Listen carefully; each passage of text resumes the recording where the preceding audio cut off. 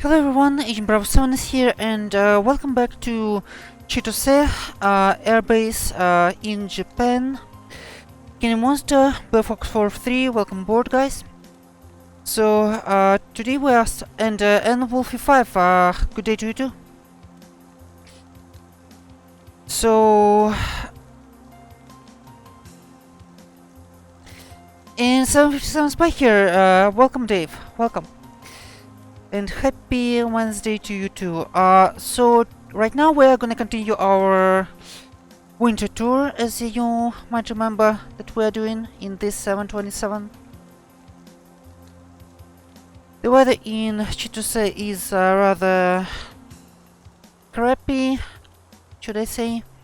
We got some wet snow. So yeah,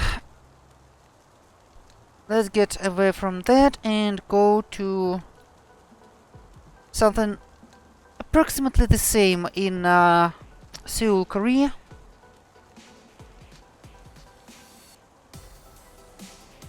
Well, I wish, but no. Today we are without any escort. So now let's see why this flight is gonna be rather interesting. Okay, actually,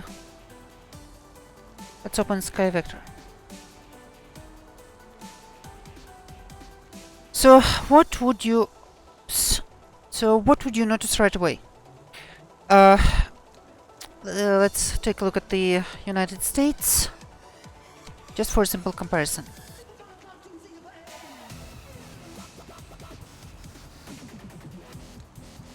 So as you can see, most of the airways in the US are marked as black.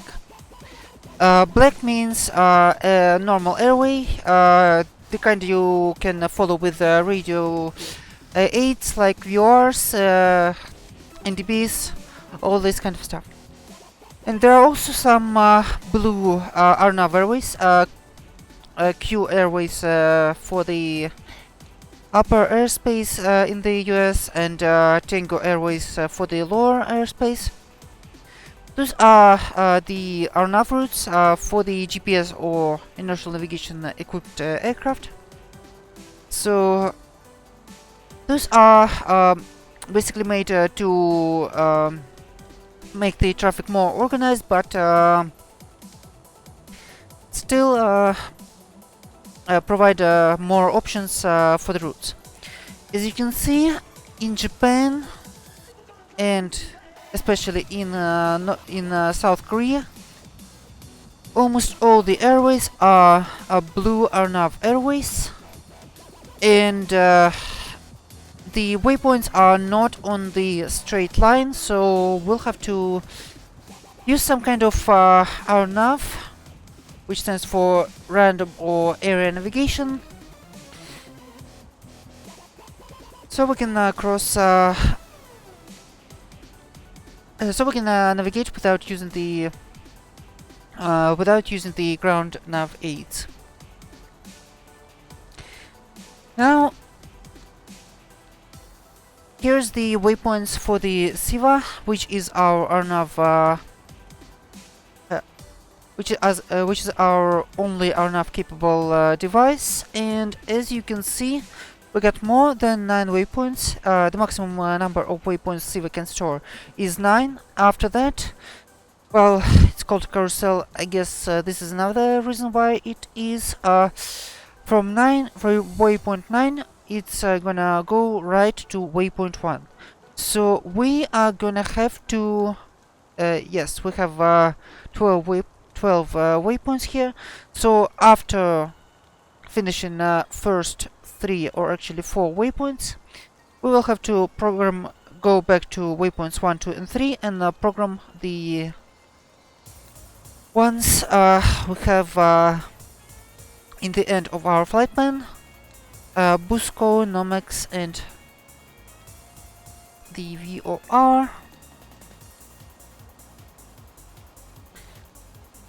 Here they are, Busco, Nomex and Kangwon VOR. Yes, CIVA can store only 9 waypoints, and it only recognizes them by coordinates, so no entering the fancy 5-letter names.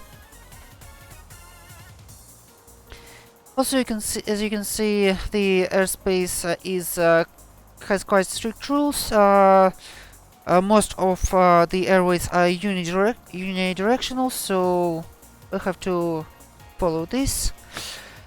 Thema 512 is actually kind of an exception. From Kangwon, we're actually gonna cheat a little and continue to Seoul Airbase VOR, which is 109.8. This is actually the taken, so I'm gonna be using this, but they are basically the same unit. Anyway, let's actually get ready to fly. With departure and arrival, there's actually no surprises. Oh my god.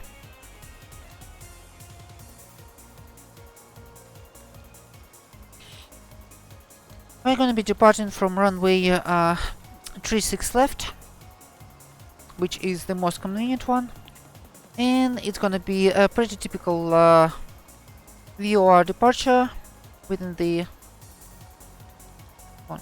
You don't want to zoom in? No, you don't. So climb via runway heading to 500 or above. We'll figure out this stuff later, but as you can see, no surprises here.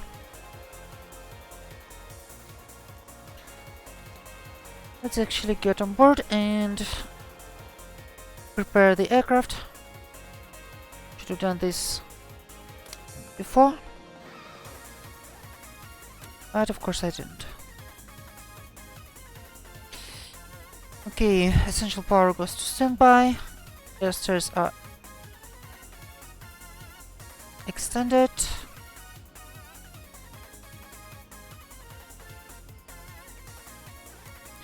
And then the navigation and logo lights.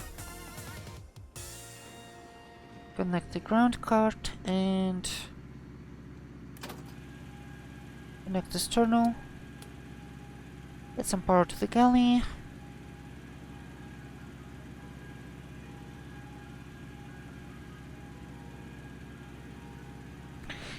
Okay.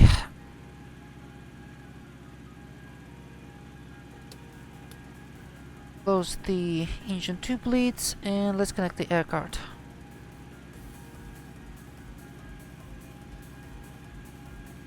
Last time we were in the thruster 727, there was an engine and APU maintenance issue. Did the mechanics fix your airplane? Yes, yes. Japan Air Self-Defense Force did the great job, so nothing to report here. Sadly, they did not put in a fresh oil here. And give me a second, guys. I will fix the lighting real quick.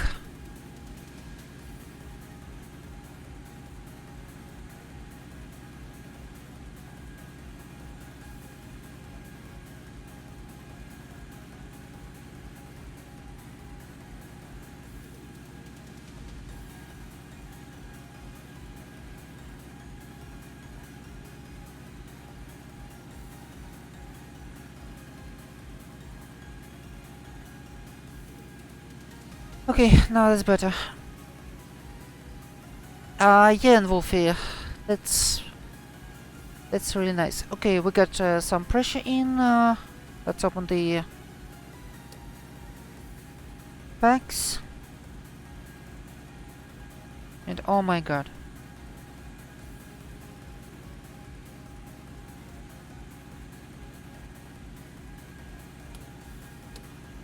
Outflows go to normal.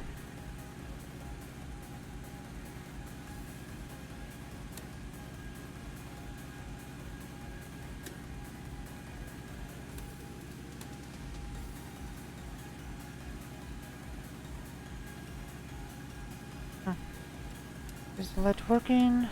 Yeah, they seem to be working.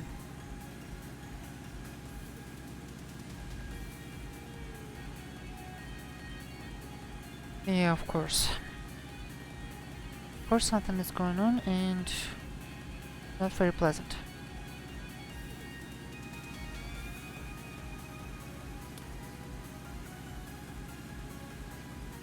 And let's get somewhere in the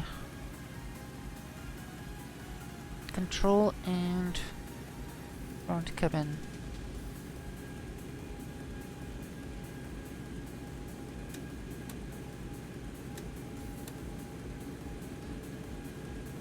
Okay, everything seems to be fine.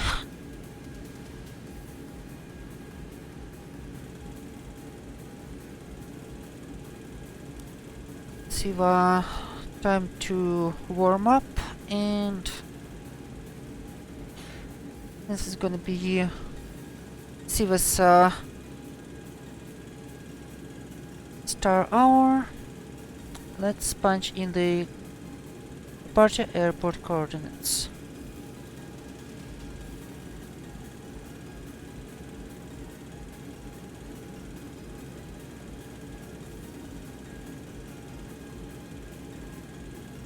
Okay, so we don't seem to have any kind of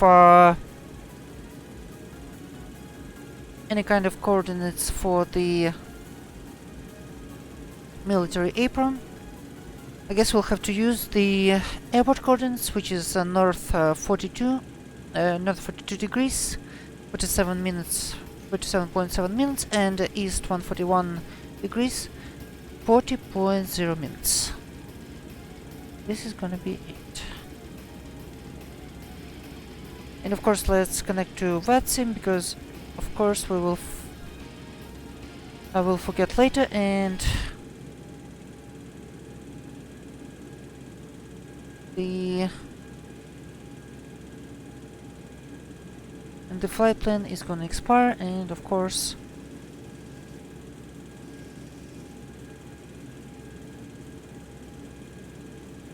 no one will be happy about this. Yep, we're connected.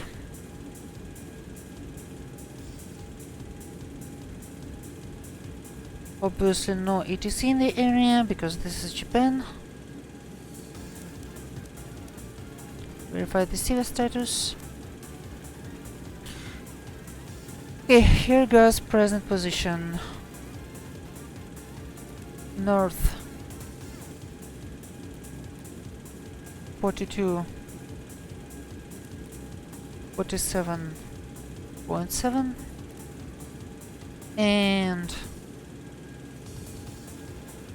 east 141 40.0. This is the present position, so let's go to the alignment mode. Pretty sure it's still warming up.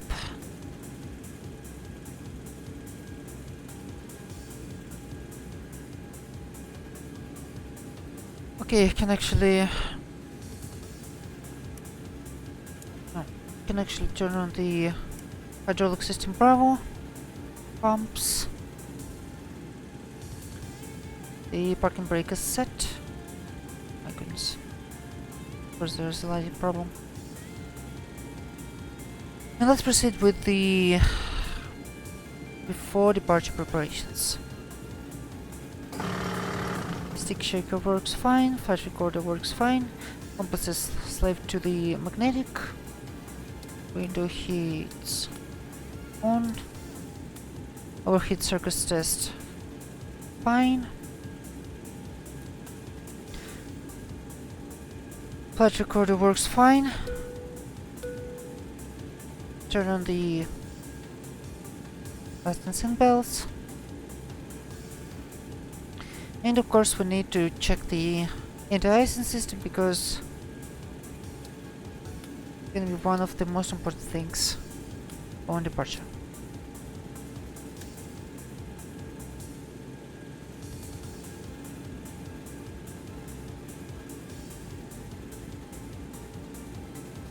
Okay, those are open. Wing, ground rest.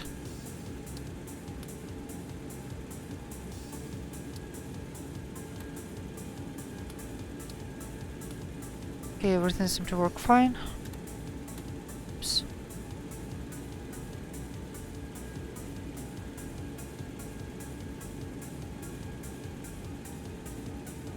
Come on. And here we go. Prop heaters can go off for now. Close this. Auto brakes to reject it. Lights are on and set. And let's continue.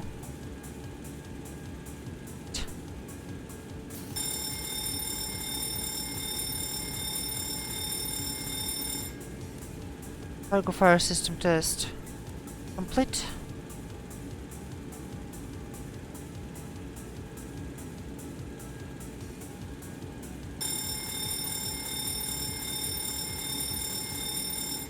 Engine and APU system test complete.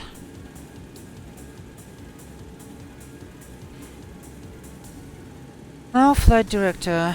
So let's get back to our departure. Oops, I apologize.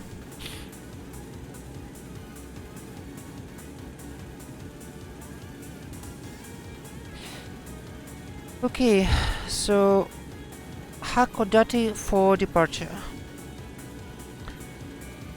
Gear reference, but this is not really helping. Instructions climb. We are heading to 500 feet or above. Turn right to Chitose VR and within DME 10. 5 miles from runway end. Then via Chitose and radial 224. Okay, nothing really crazy. Nothing really crazy. Pretty simple actually.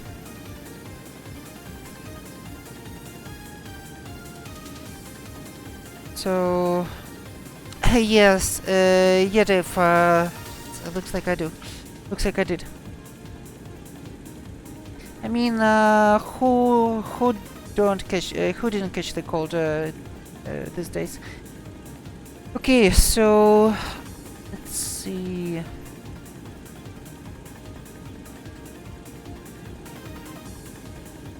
Okay, guys, give me a second, please. I will be right back.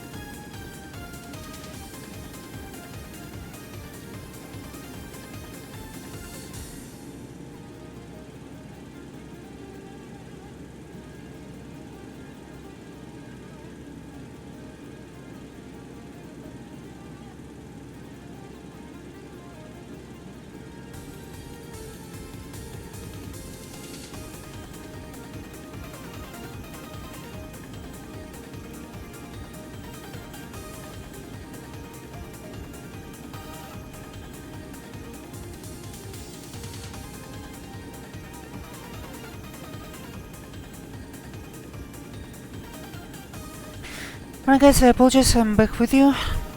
So let's continue our preparations. Of course we need to load the plane.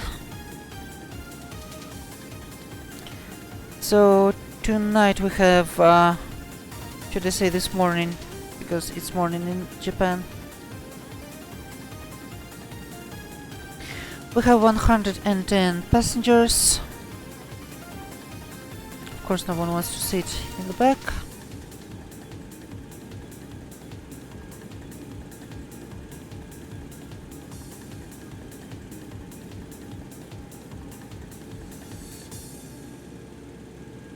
And not everyone wants to sit in the first class.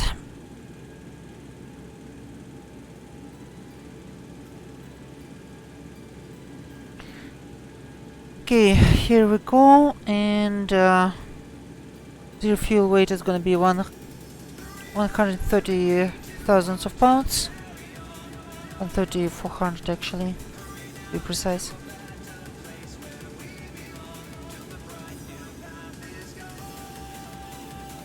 Yep, here we go. And block fuel is 34.8 thousandths. Let's just load 35, just for the even number.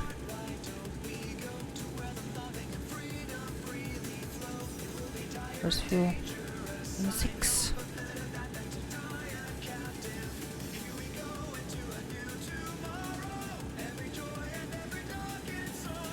Here we go, 35 exactly.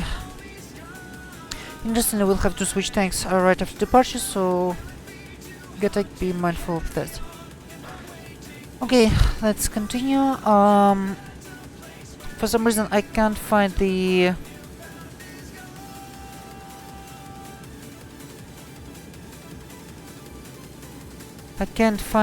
runway heading. Actually, let's go check the ILS for it. 36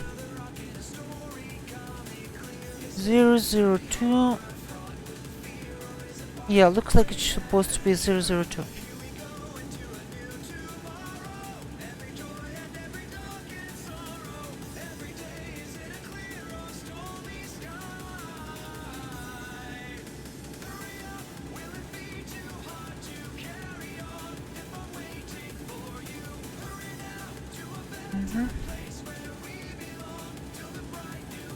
Here we go, and our first PR is gonna be Chitose 116.9, 116.9.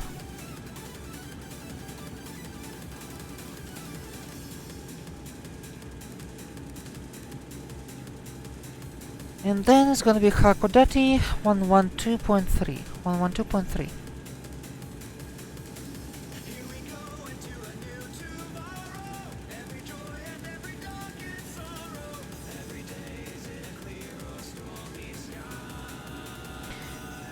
After that, it's gonna be almost completely RNAV, so it's not that essential.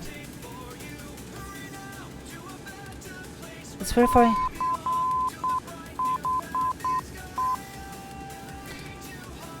Correct, and I'm not receiving Hakodate yet. CIVA says it's ready to navigate.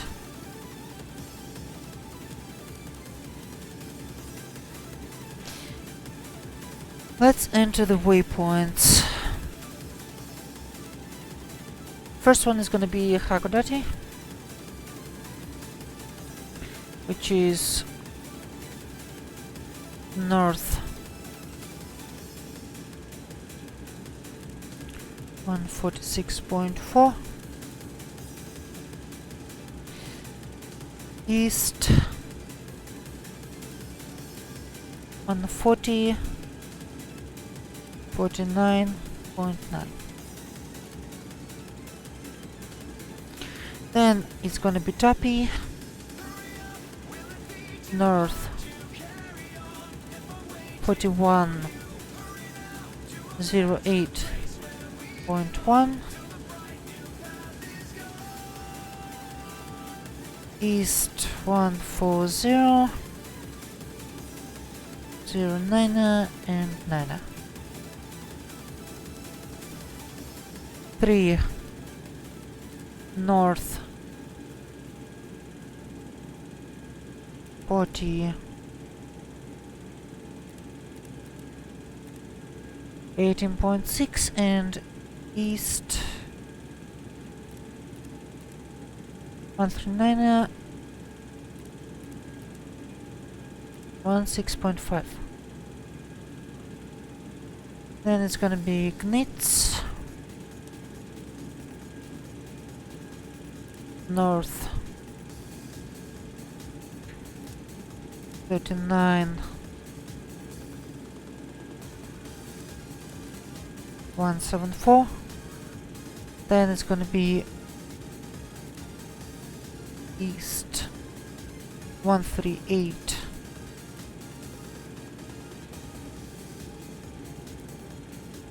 12.6.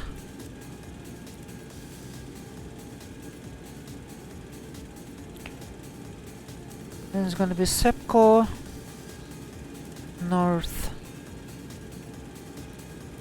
38 55.9, east 137 07.8. Then it's gonna be 6 Kamsa north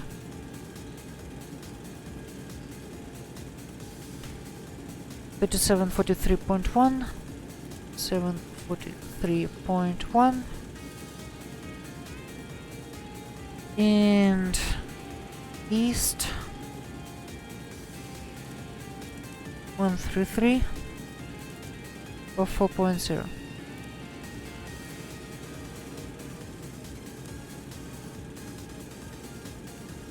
And all north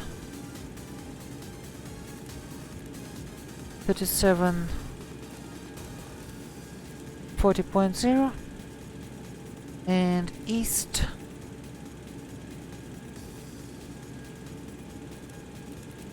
133 and all zeros. 133 exactly. Then it's gonna be waypoint 8 Sabet or Sabet, I don't know. North 3738.5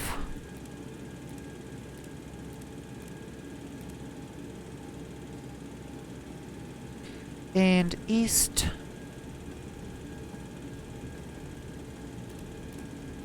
132 40.3 132 40.3. Then it's gonna be waypoint 9 Tenas north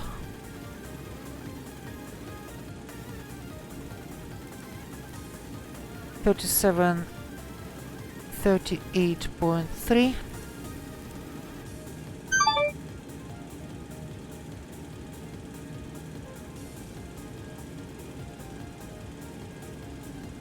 Attention all, there's an ongoing ODS in progress in Waco, Texas. Yeah, definitely something we're gonna do right now. Just cancel our flight and go to Waco, Texas. Jeffrey, hi, welcome aboard. Doing the flight from Chitose Air Base to Seoul Air Base, so part of our world tour. Okay, this is north and east 131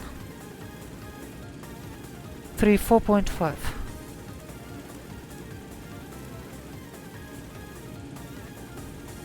Okay, and this is all we have for now. We'll have to reprogram waypoint 1 after we will finish first part of the flight. Okay, what's up with the... Okay, looks like we're aligned. Let's go ahead with enough. Okay, the most useful field is ground speed here, so let's go with it.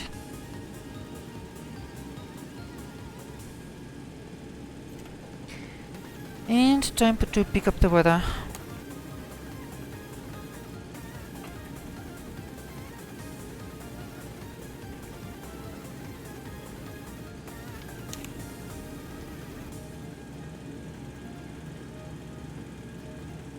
Romeo, Juliet, Charlie, Juliet, airport information, Victor 0042, Zulu, weather, wind 349er, at 22, visibility 7138, sky condition, few clouds at 1000 to 1500, scattered, ceiling 4000, broken, light, snow, temperature 1, dew point -1, QNH 0997, advise on initial contact, you have information, Victor 0997.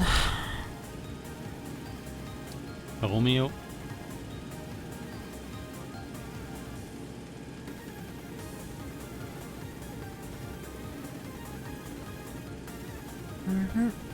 And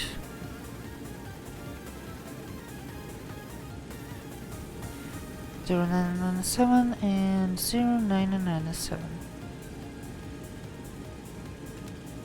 Okay, reset the comparator because it shows some absolutely ridiculous stuff now. Okay, it's gonna be direct Chitose, then heading off 224.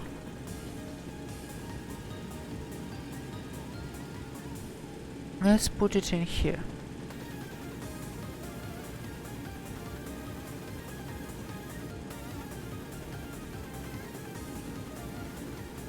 Actually, let's go ahead and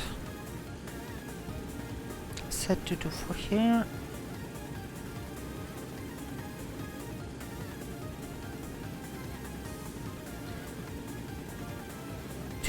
And we'll use the RMI on departure. Here we go.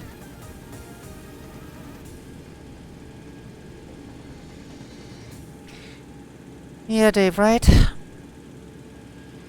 Okay, continue with the flight director. Set the takeoff guidance.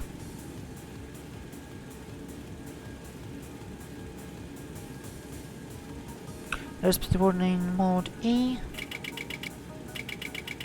Clockers tested.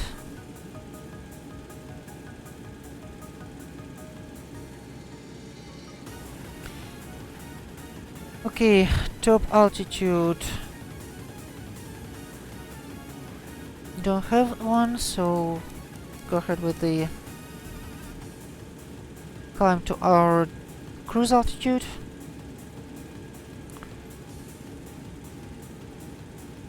Markers to low now, and test the lights. Hello, burn bulbs. Where are you hiding? Where are you hiding? Hiding. Okay. Pull up.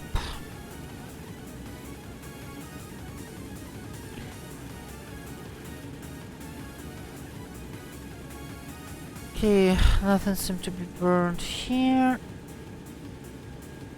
Plant engineer panel looks fine.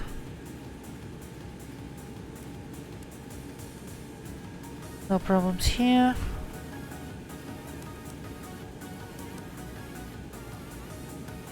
And everything seems to be fine.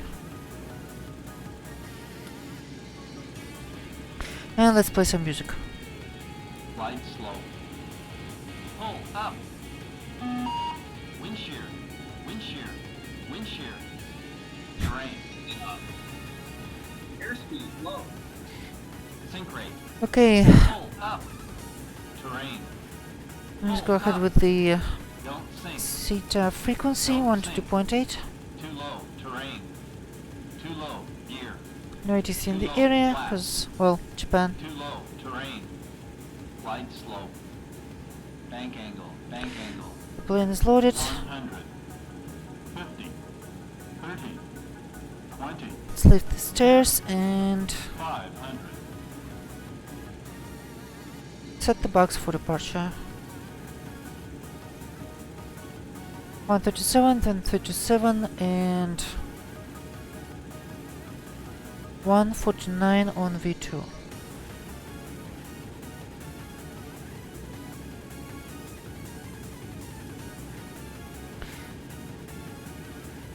I bet I can guess the music. Yeah, right, Kenny?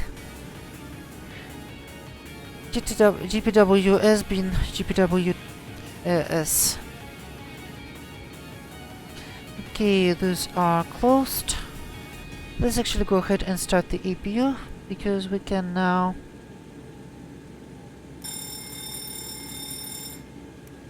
of course fire test first. My goodness, what a load.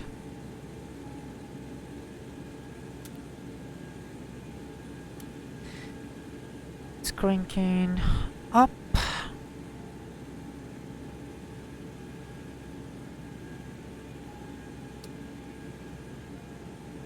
Close the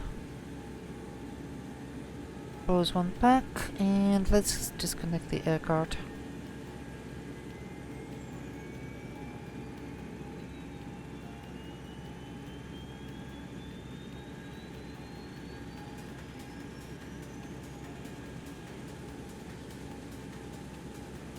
Come on, APU.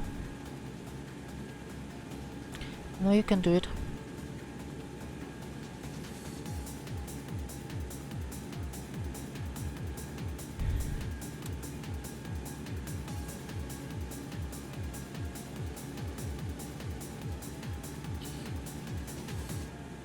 Okay, only one pack is open. Body pack trip cut off for now. Test the overhead circuits. Everything is fine. No problems on the buses. APU is in.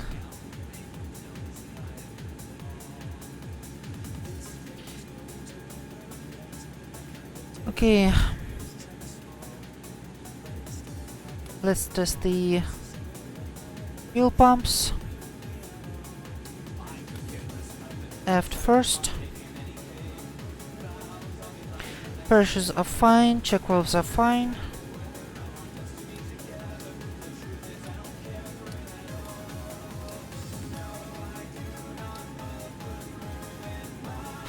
And here everything's fine.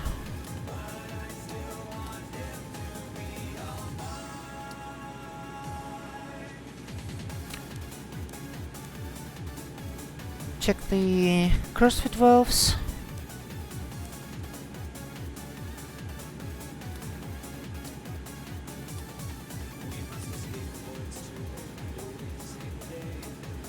Check the shut-off valves.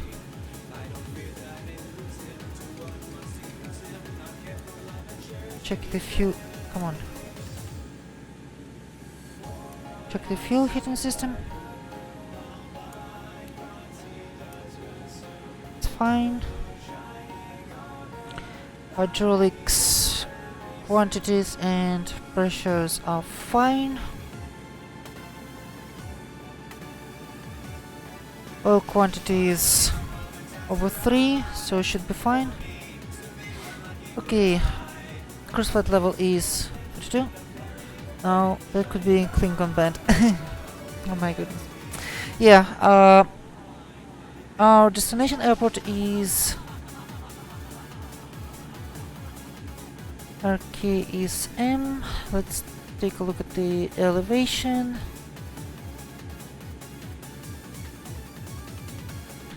$94 feet. Yeah, it's already 100. And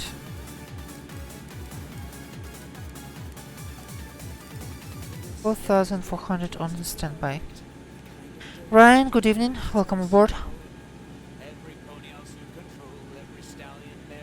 Getting ready for the flight to South Korea. Standby system operational.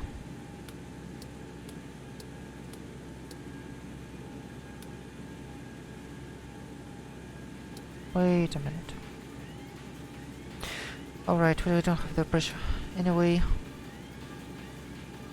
Yeah, the valve works fine.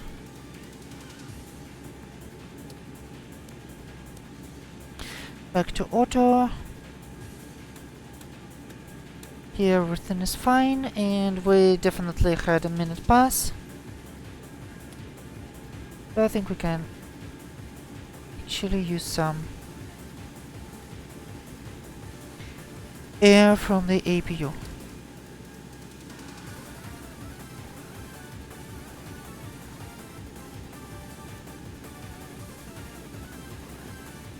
Okay, we're at 150 amperes, so the APU can go on the bus. Cabin crew, be advised, galley power goes off. Galley power is off.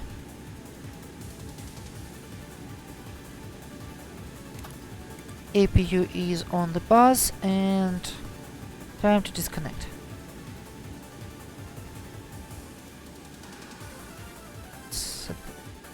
sounds. Cooling doors are fully open. Cargo heater, flow and gas per fan are on. Now let's get ready to start.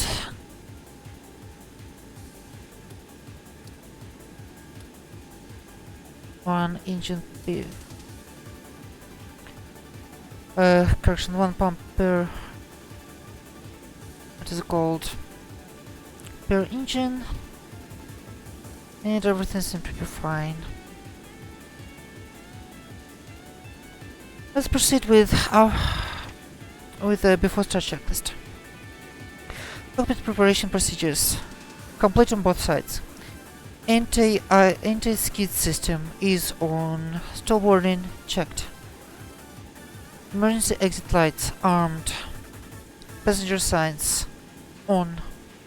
Window heats on. Anti-ice closed for now. Flight instruments checked and set and cross-checked. Altimeters set and cross-checked. Flight directors set and cross-checked. Compasses synced and checked. Radios, radar, transponder. Okay.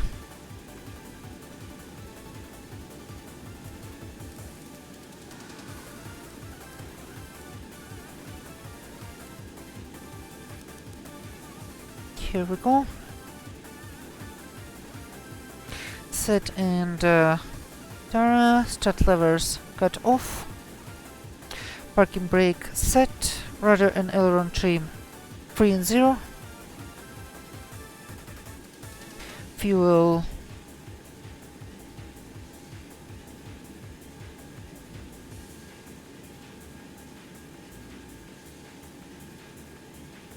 th 34.9 and set for start. Hydraulics interconnect closed, pressures and quantities normal. Papers on board. Before start checklist to the line. Okay, let's go for the push cart.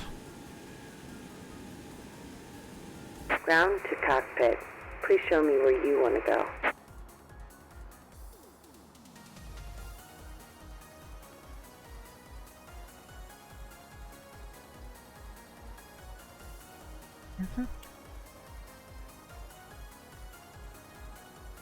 Ground to cockpit. Tow is driving up.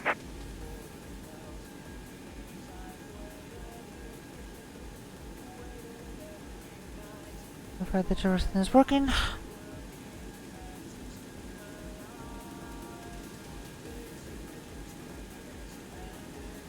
Yeah, no traffic in the area whatsoever.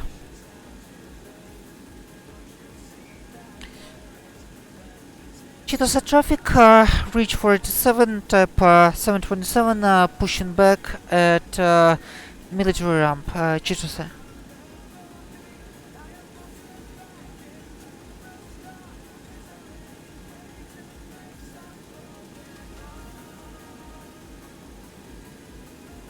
Okay, now let's go ahead. All doors and hatches are closed. Beacon Ready is to on. connect.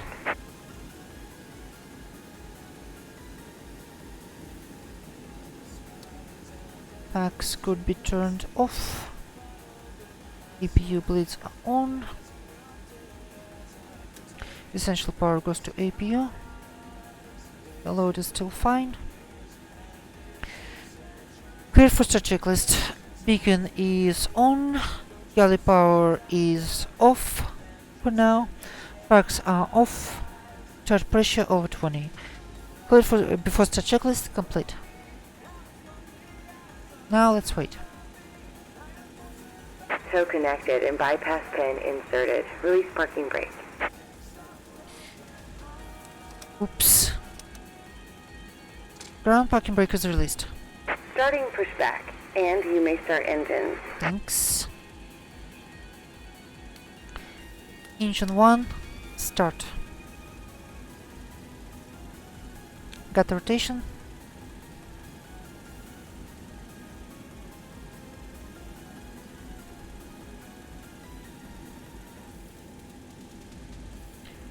At 20, open the fuel.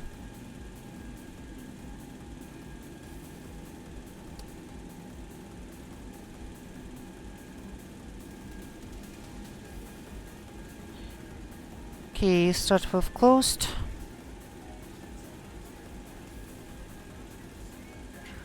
Low pressure closed.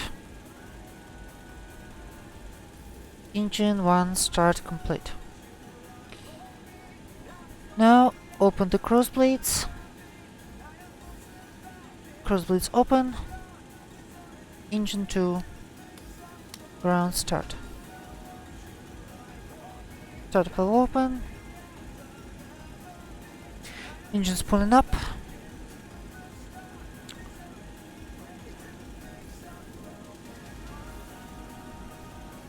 We got 20. Open the fuel.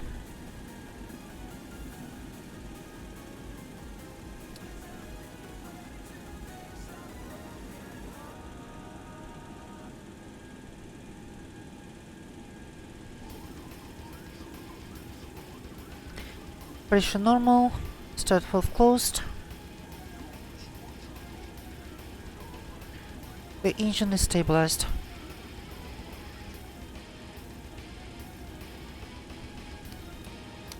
Engine 3 start. Start is a lot easier than the one where you had to switch the bleed air around. As to how it works in the PU. Oh, Dave,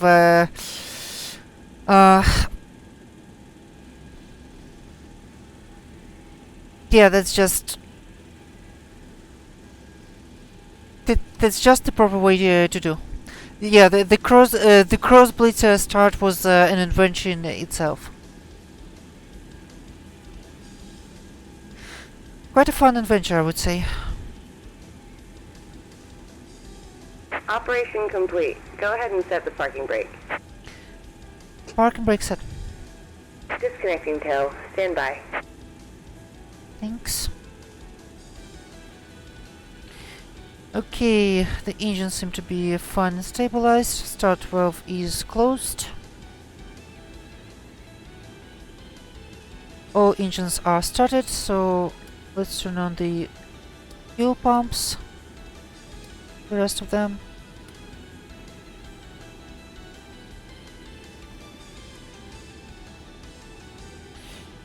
Okay, let's go ahead and connect the generators.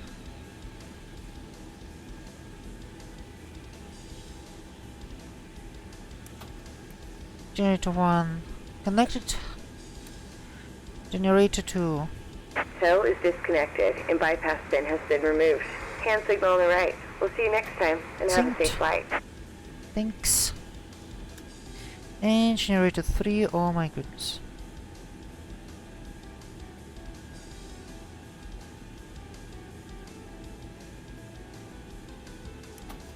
Generator 3 connected. Essential gas to generator 3.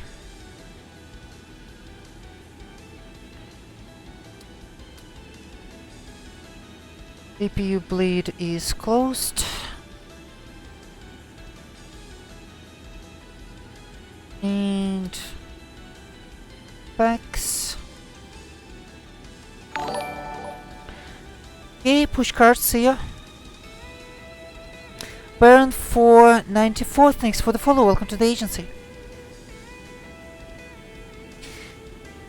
Okay, yeah, I would say so, Dave, I would say so.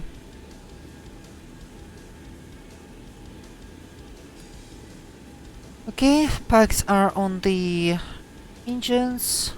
Galley power is connected back.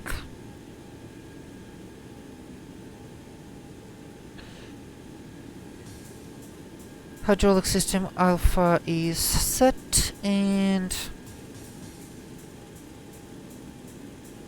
let's check the flight controls. Those are fine.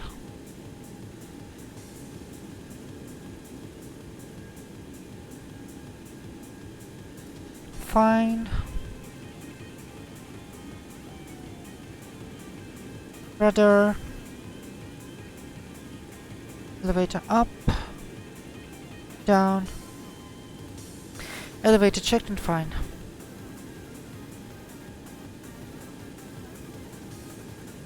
Now flaps 2.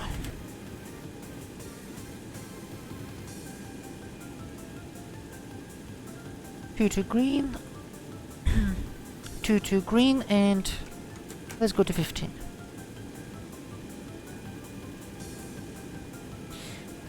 And the last part is stabilizer trim, 5.7 units.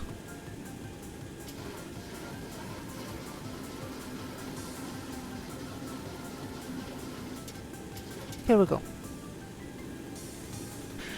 Step trim at 5.7. Okay, takeoff briefing. Taking off with the runway heading. Taking off with runway heading. After 500. After 500, so 400 on the radio. Turn direct to the VR, which is gonna be on the needle. We turn off the APU 1 minute after the blades are closed and it cools down. So I would say after takeoff briefing. DME turn before the DME 10, and this is gonna be a right turn, and then direct Chitose VOR on the needle. In case of the problems after V1, continue takeoff V2, and doing the traffic pattern into 3 6s at the airbase. Okay, so this is our takeoff briefing. Now we can turn off the APU. Pressurize the plane.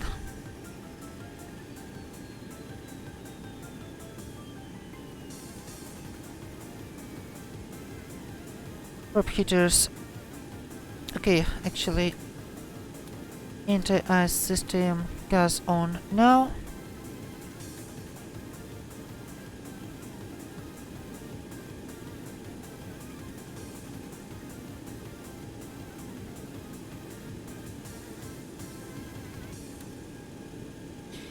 And taxi, runway turn of flights on. After start checklist, ground equipment cleared, fuel set for takeoff, doors checked. After start checklist complete.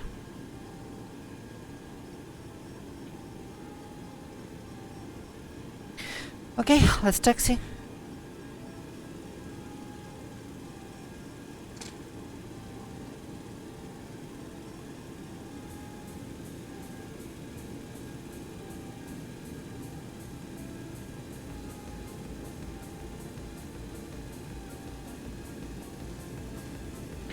Just to set traffic, reach 487, type 727, taxiing via west parallel to runway 36 left for right downwind departure, Chitose.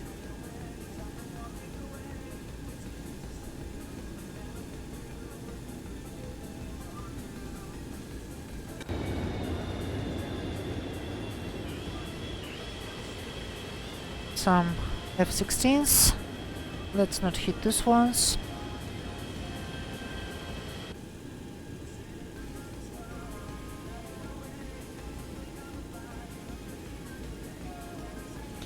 And now you can see the local landmark, the hangar on top of its own elevation.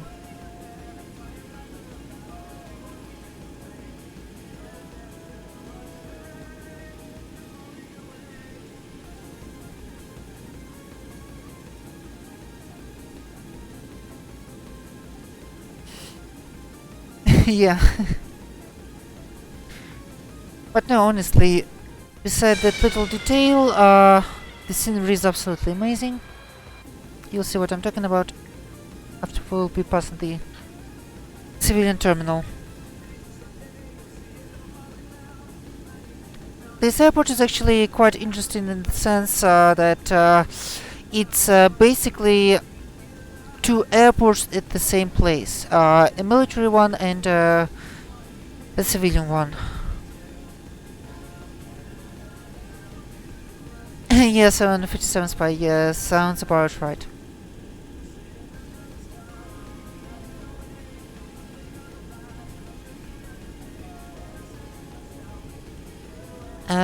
Kilo Mike Sierra November. Kilo Mike Sierra November. We'll have to look this one up.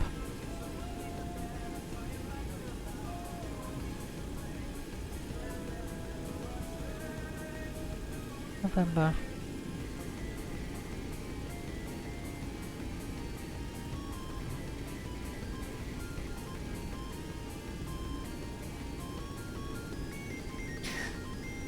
Yes, in a sense, it does, but I would say it's a little different.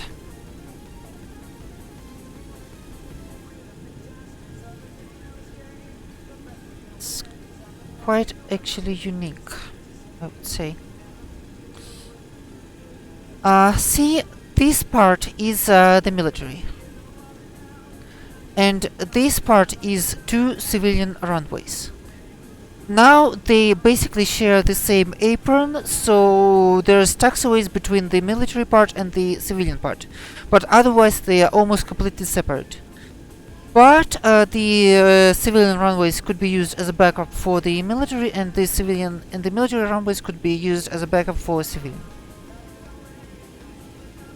Also, the most of the heavies are parked usually on the military part.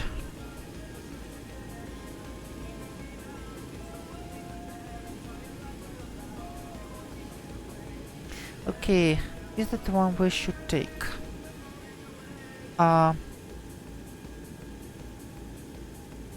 It's Charlie 5, Charlie 5, Charlie 5, no, the next one. Okay, at least we have tested the brakes.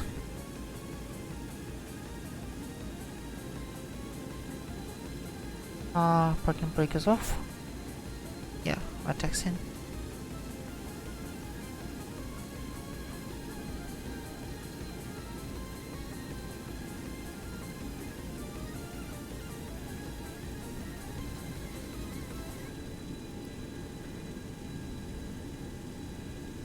Fourth, 0132, we're almost on the clock. That's unusual.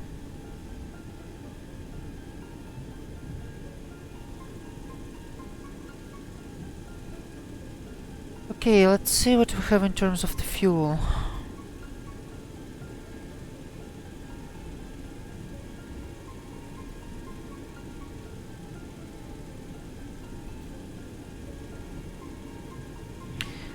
What we're actually gonna do now is we're gonna switch into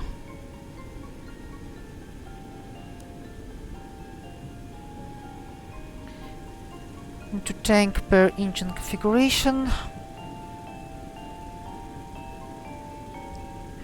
because we can easily miss the moment when we'll need to switch the tanks. Okay, Whiskey 7. This one is ours.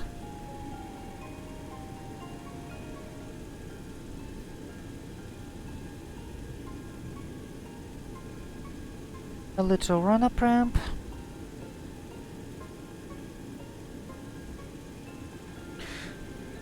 Ladies and gentlemen, place your bets how much ice we have on our wings now.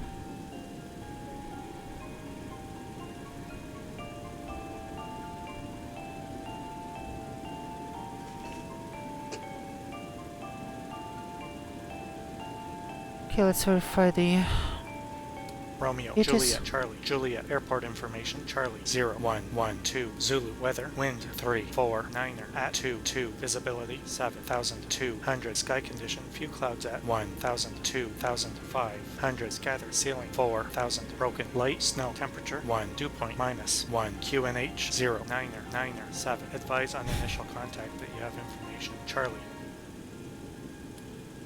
Yeah, sounds about right, Kenny. Okay, Romeo, the weather haven't changed, really. Okay, review the takeoff briefing. Have to take off,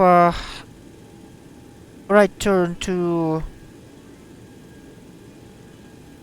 direct the Cheeto CIVA, and after Cheeto CIVA, heading 224.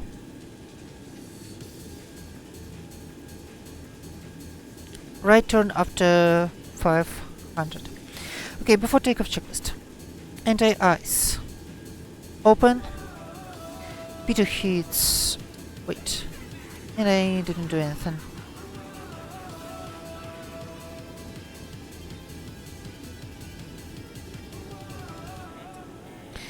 Okay, P2 heats on. Flight instruments, flight directors and radios set for departure. Flight controls checked. Speed brake. Let's check it. Yeah, we're fine. Step trim 5.7. Flaps 15 green. Galley power on. Electrical no lights essential at 3. Fuel heat off. Hydraulic system interconnect closed. Pressures and quantities normal.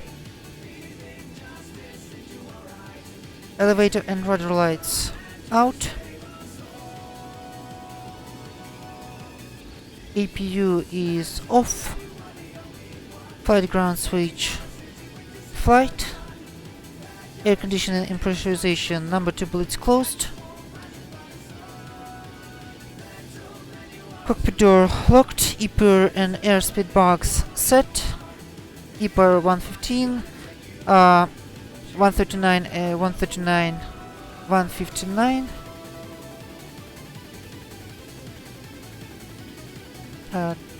Correction, 137, 137, 149. Okay. Takeoff briefing completed. And flight lights on, ground lights off.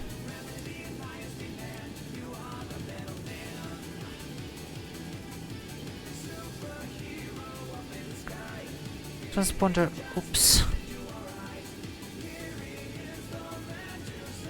Transponder Tara.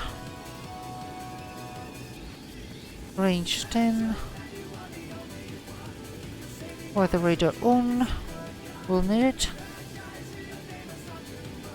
Okay, start switches. Guarded.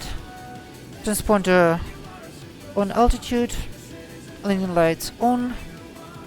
Autopark trip switch normal. Before takeoff checklist complete. Cheeto set traffic, reach 47, taking off 36 left, right, downwind departure, Cheeto set.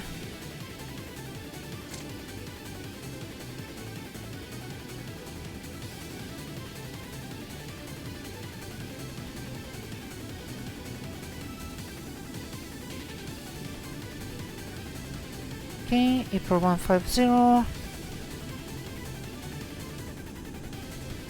Everything is in the green.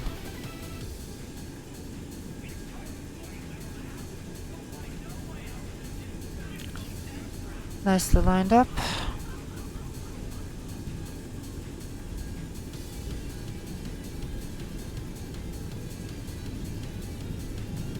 Takeoff, EPIR set. 80 knots. Check. Speed alive.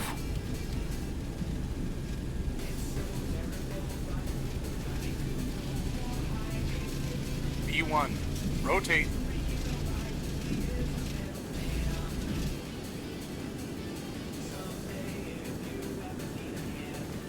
Positive rate, gear up. Flaps retraction.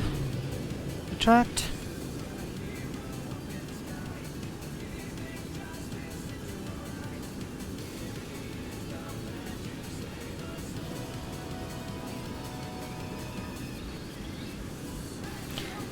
$700. Within 10 we need to turn.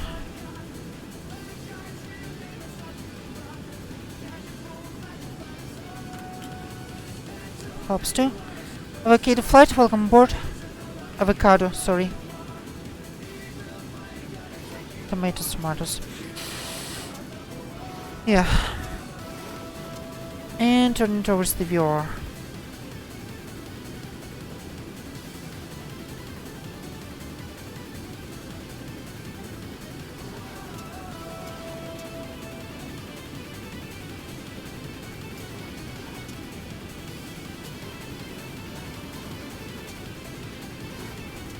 Okay, waterpark trip cut off, and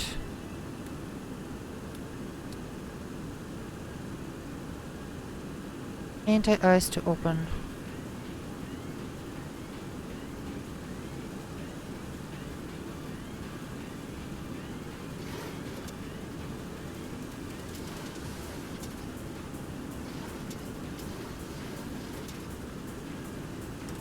Okay, flaps coming up.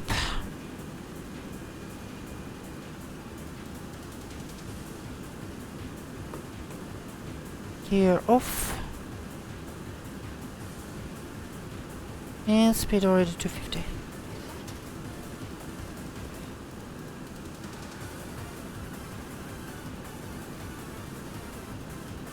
Okay, now direct the viewer.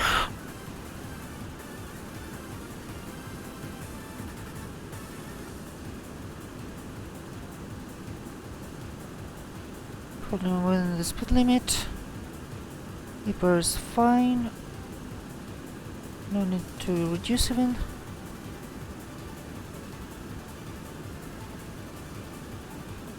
Yeah, we shot the turner a little bit. Watch the speed, watch the speed.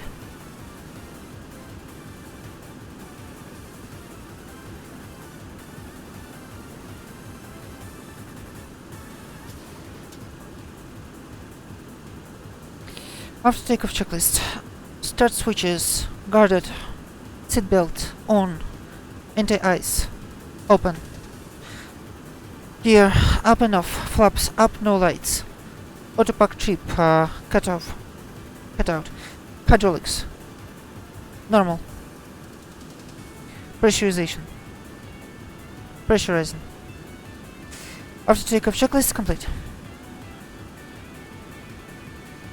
And we got the station passage.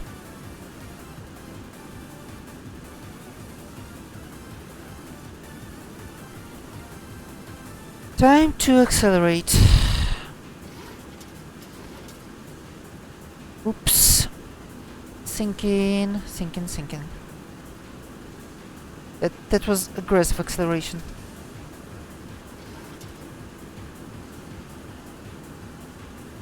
And here we go.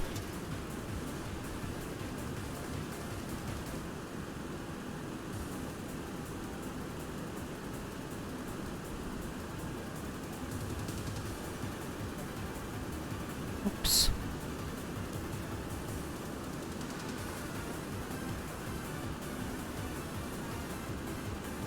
We're still on the heading. My goodness. My goodness, already 300 knots. It was fast. Quite literally. Yeah. And not very pretty. Although considering we are really close to the VR yet, so I guess that's fine.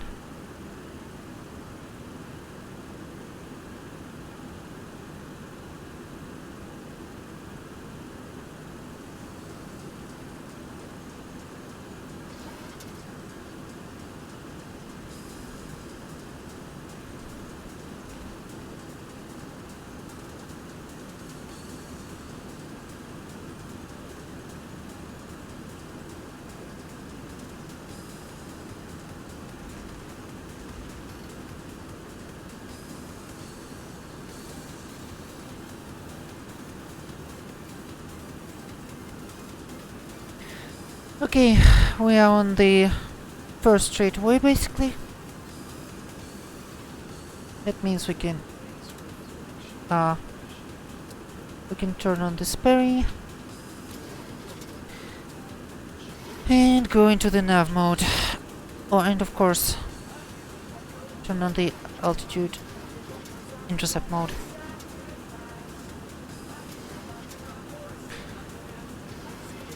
Past 14,000. This is our transition.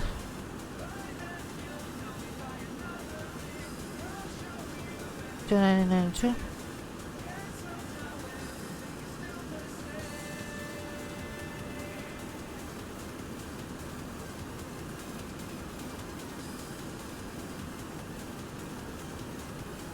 And above the clouds, so time to turn off the anti-icing system.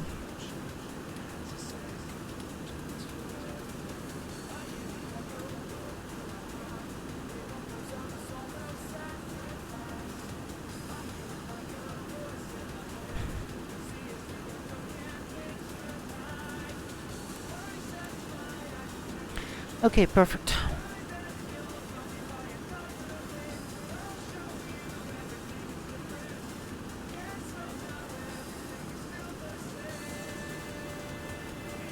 Okay, since we're in climb, let's go ahead with the crossbleed. Sorry, crossfeed. Cabin altitude and pressures, everything is fine. Open the engine tube leads.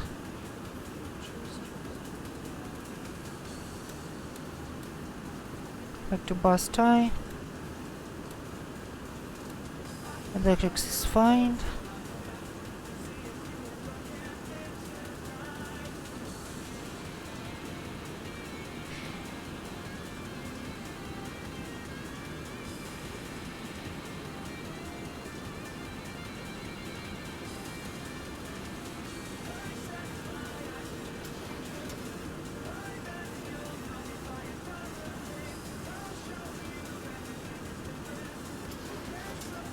Okay, let's verify the VOR.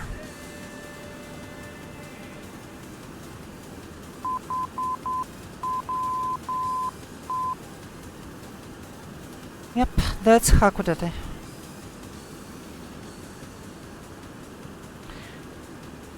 Okay, 112.3. It's fine.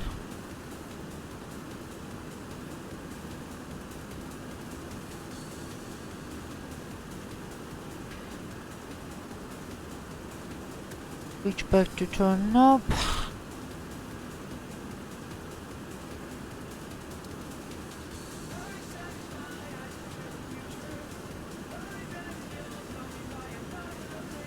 Looks like it's the same.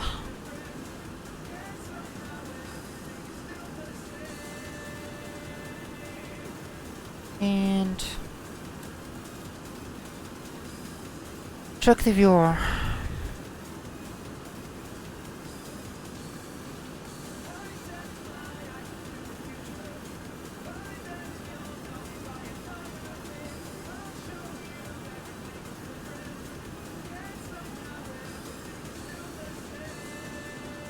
Okay, pitch on the flight director is irrelevant. Actually, the flight director itself is irrelevant.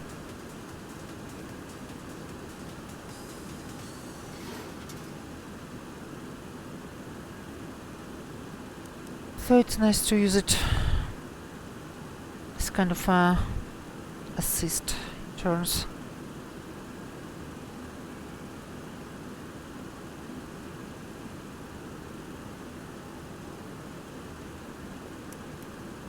Yeah, right.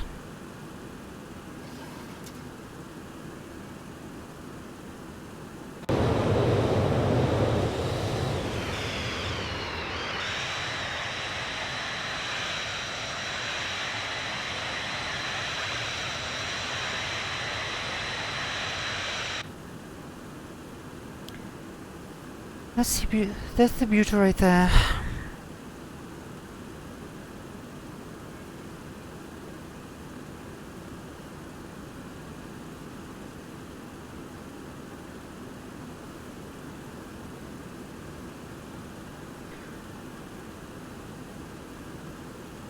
Okay, 24 miles out.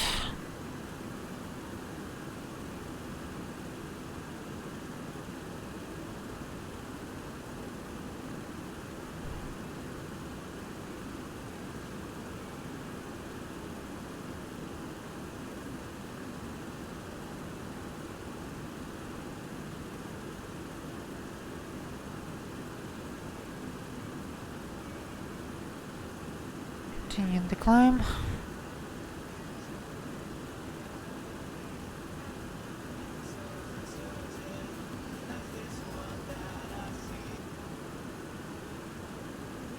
Sorry, I believe.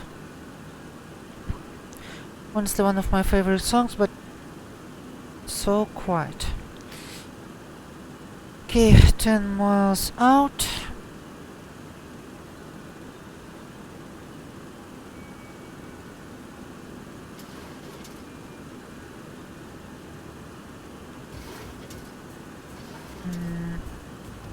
You're right?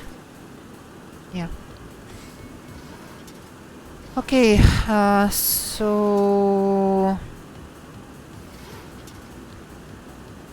waypoint 1 on CIVA.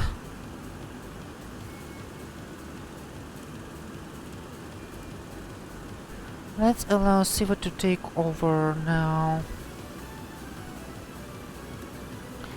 Turn up. GPS. Slaved. And slaved.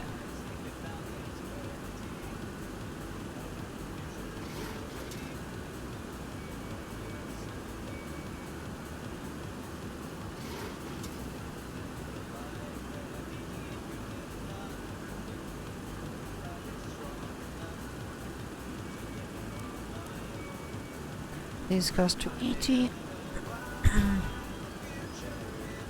This goes to 40. Let's open distance and time. This is kind of more useful.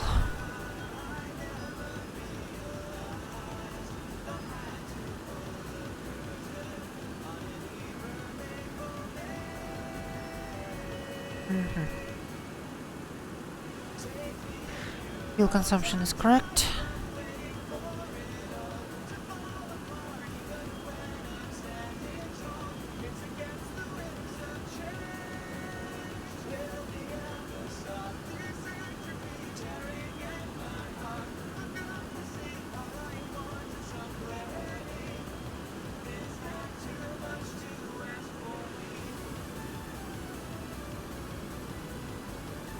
Oops.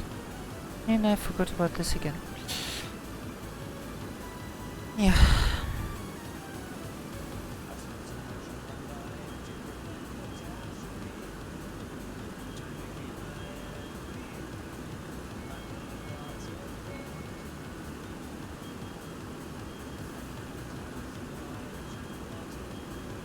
Okay, here was the station pass. Continue to waypoint 2. How much runway does this plane need again? I forgot. Very much depends on the weight and configuration, and partially on the weather. So technically, you can take off from.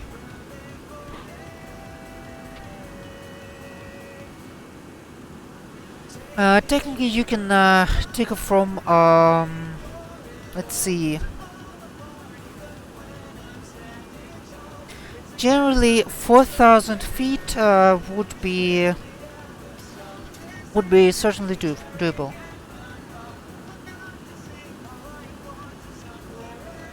Normally, you would want something around 6,000.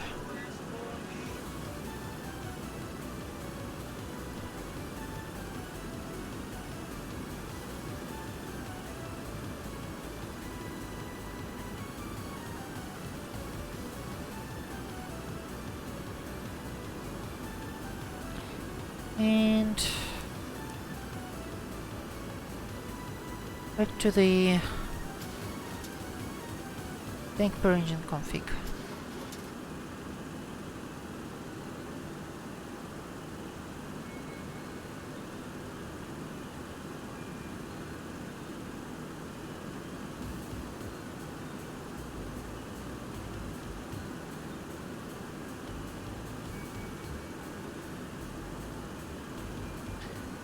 Mach 0.76 into the Mach hold mode.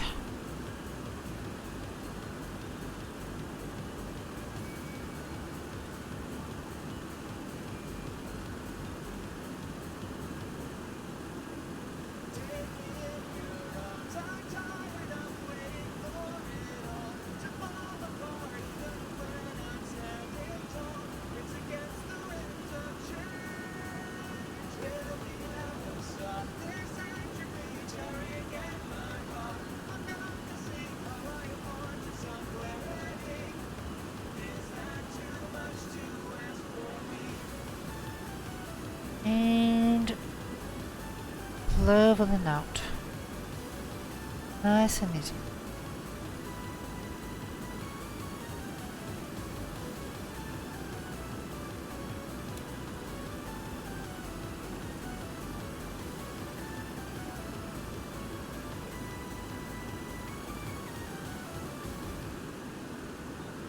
Okay, our cruise mark is 22. Let's set it for the reference.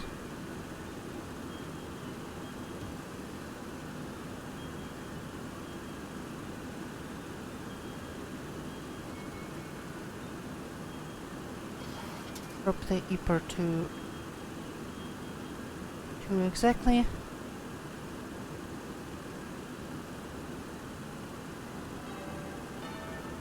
Sioux Falls,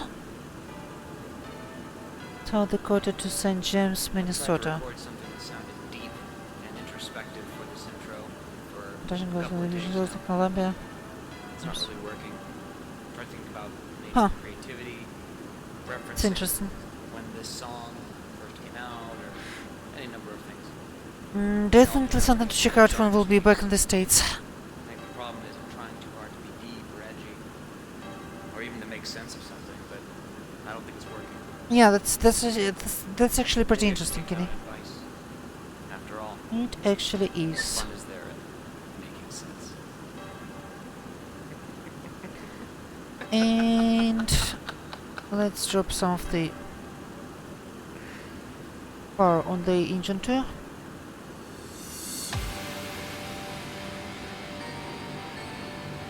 Because I like a little more fuel in the essential tank.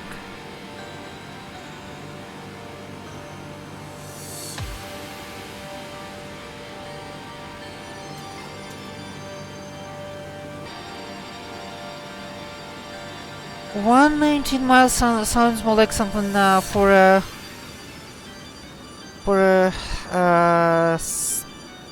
I don't know.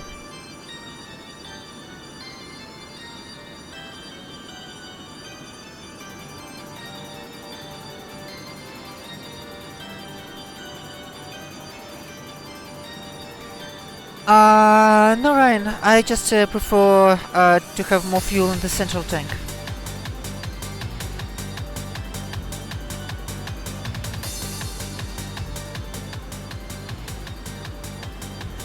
It'll be like flying from home to Minneapolis. Yeah, I guess.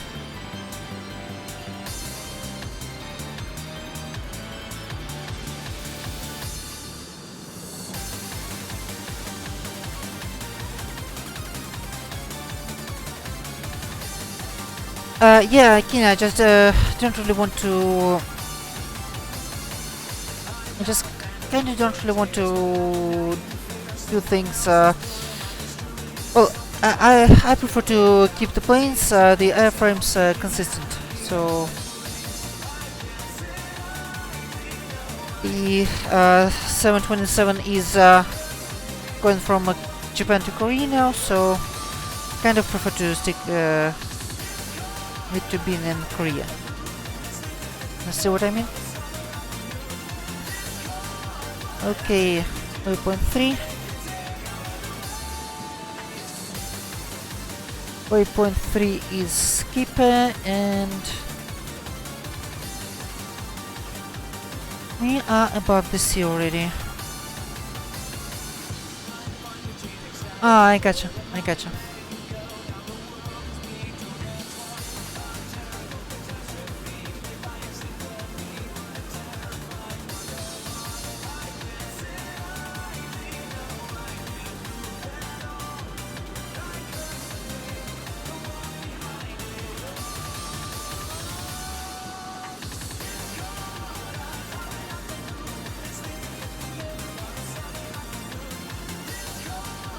Okay.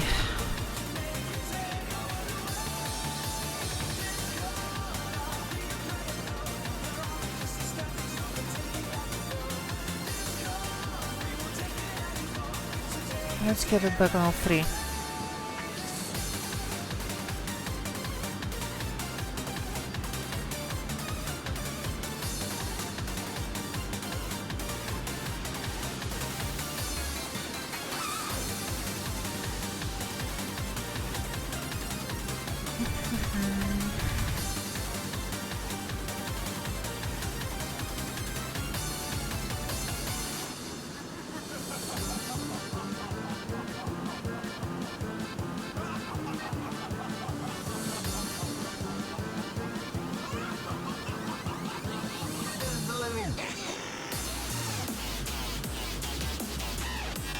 See below us.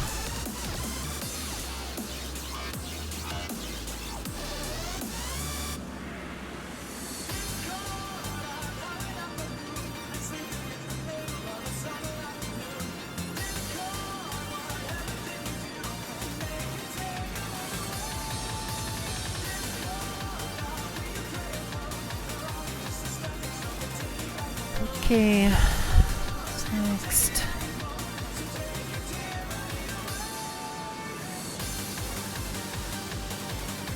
Wonder what do we have in terms of the weather.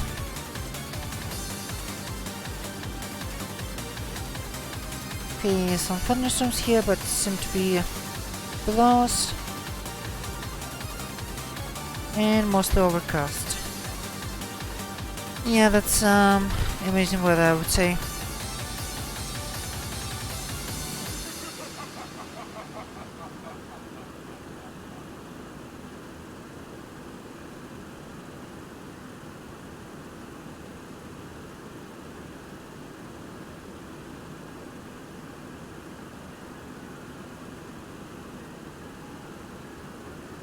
And we have a little too fast again.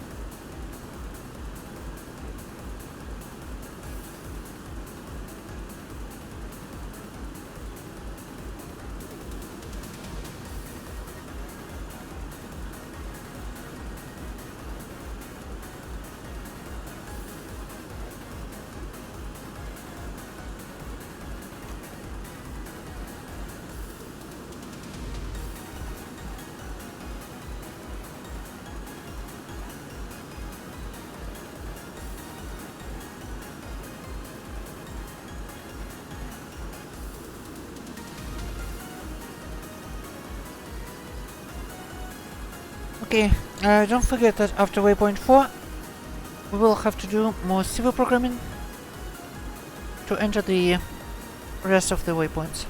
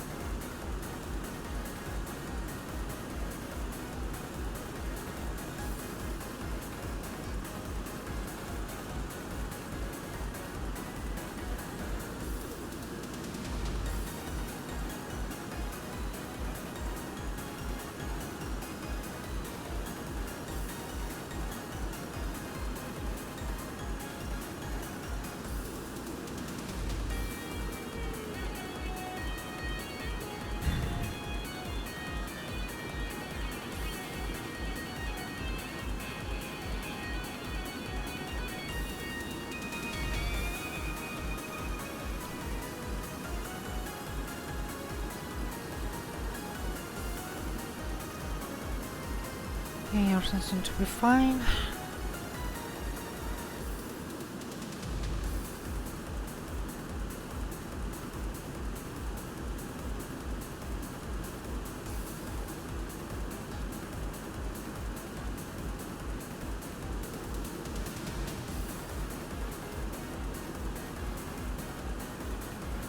And our plan is generally working. Generally.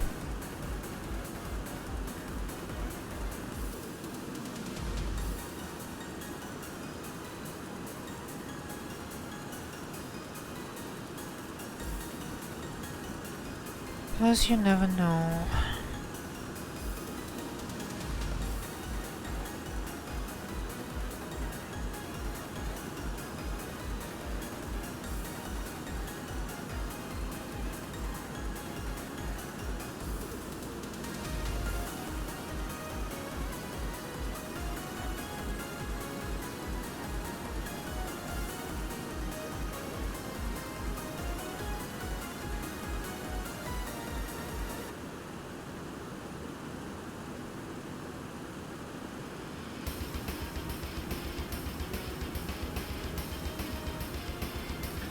People say they get bored after flights, but I get a lot of combination of trips can do. Just in Minnesota will take me a while. Look at my mission, you get a lot of airports you could land at. Yeah, well, Kenny, as I like to say, there are two types of people who try flying and prefers to stay away, and who try flying and can never get back to living with it. To living without it. So I guess you are the latter type. Welcome to the club. You caught the bug. You discovered the new basic need. Welcome aboard. The basic need to fly.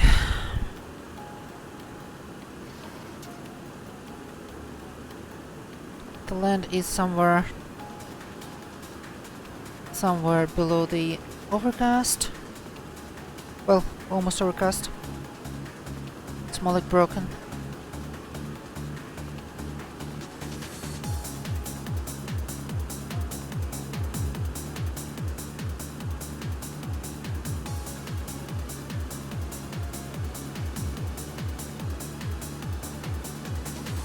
Careful, I don't think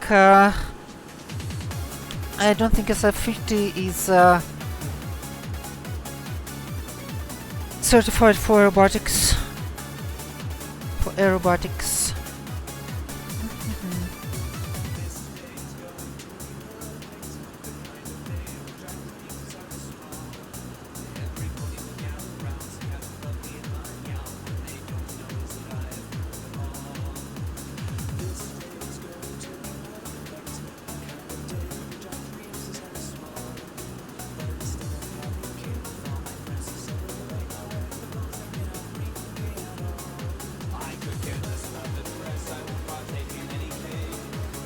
Okay, we're around 160 here, 1 here. So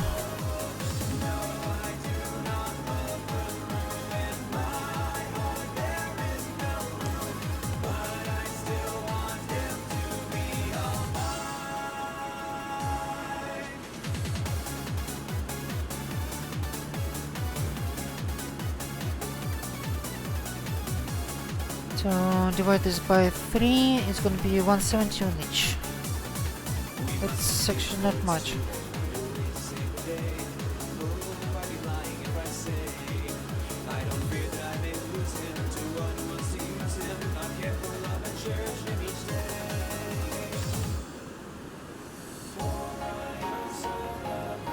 Or wait, I miscalculated things again.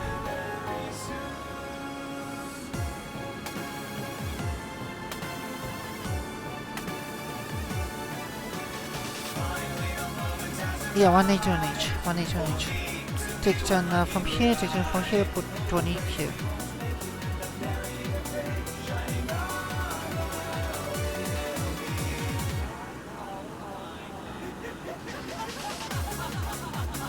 Yeah, that's more like it.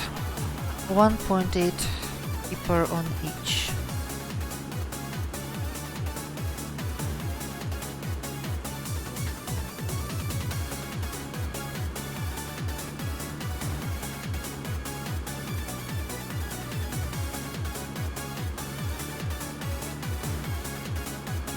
Okay, almost the same. This day has been just perfect. The kind of day which I dreamed since I was small.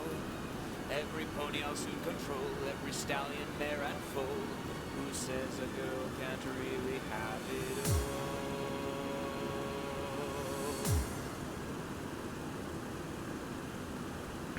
Hopefully we'll be able to do some servicing in Southern Korea, because the next destination is gonna be most likely in mainland China, and I would say that mainland China isn't gonna be very helpful in terms of fixing an American military plane.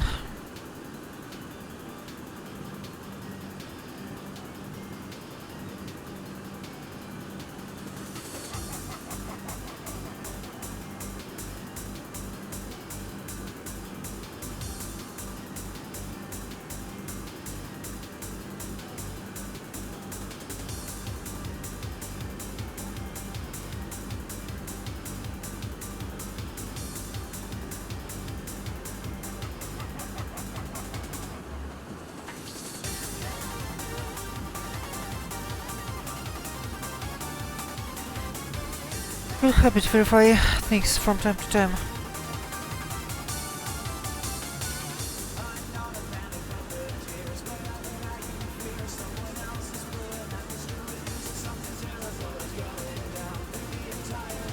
Okay, almost there.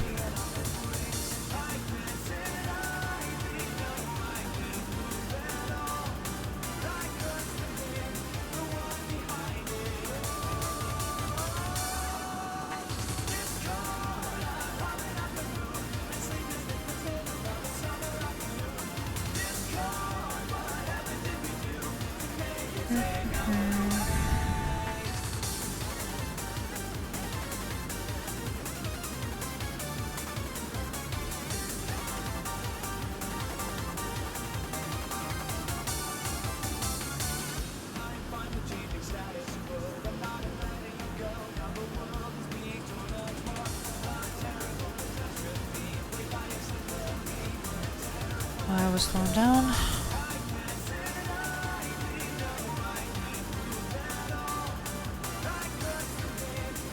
Yeah, I think we'll speed up pretty soon. Yeah, almost there.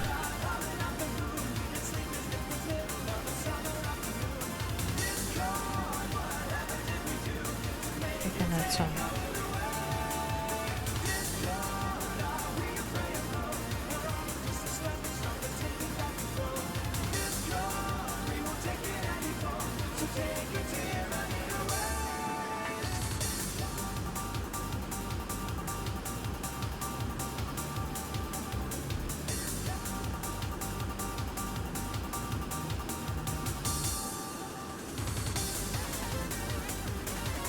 Yep. Almost the perfection.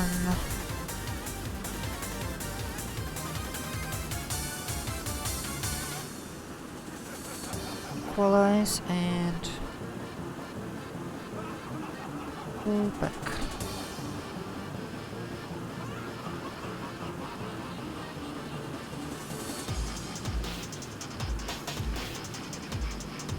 Here we go. Perfect.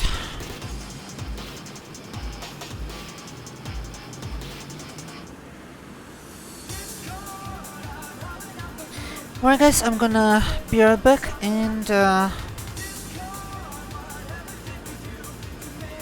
we'll continue the flight and do some messing with CIVA.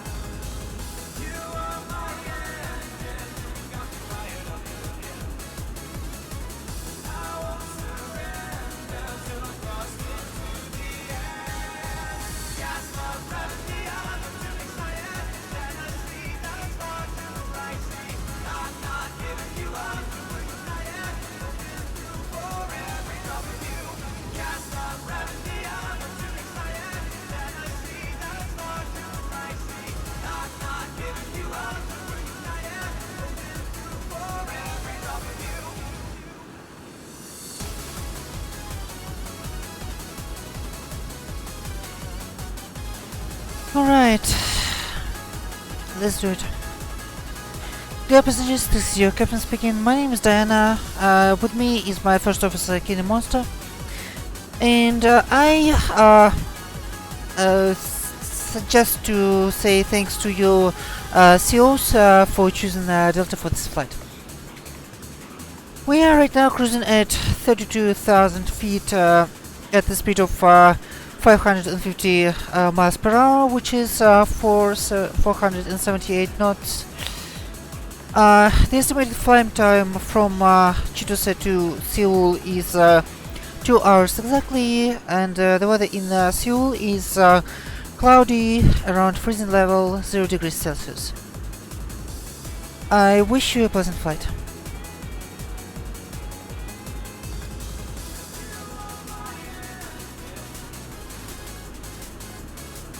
Don't worry, Kenny, I will try to keep you in check.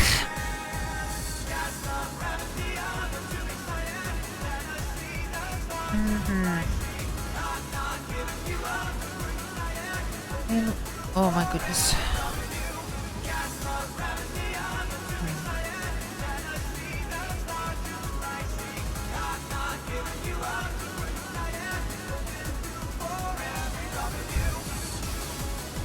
Yeah, well, he was first on the flight, so not that I had much choice. Okay, let's actually proceed with programming the CIVA. Beggars can be choosers. Yeah, I don't know.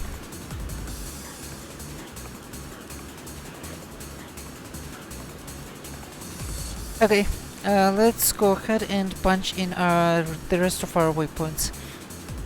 Okay, the next is Busco or Busco, I don't know. This goes into the first slot, and it's gonna be north 3740.5.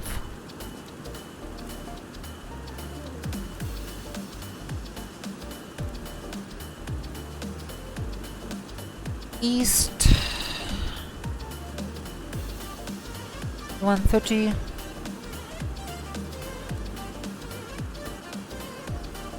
16.2.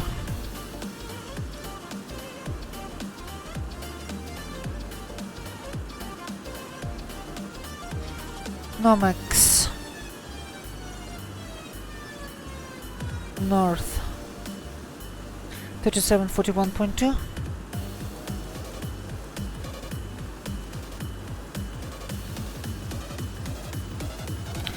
East 129 44.7.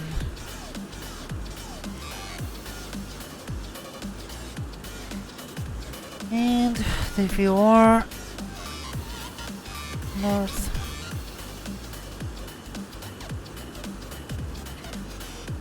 3742.0 and east 128 45.2.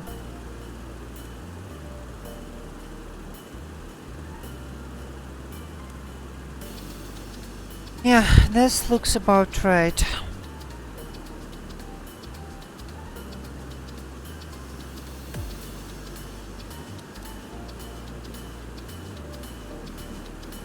$19 miles to the next one.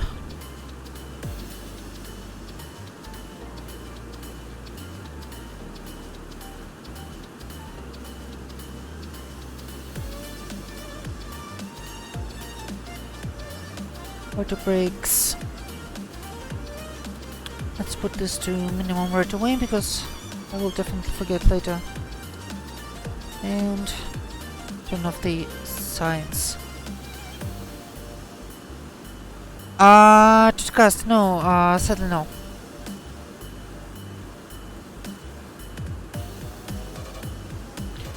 I honestly don't know anyone in the right mind who would move from the US to Russia.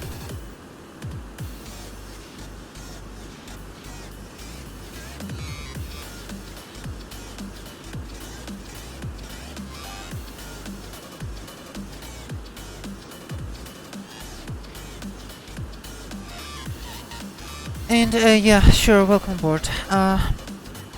We're going from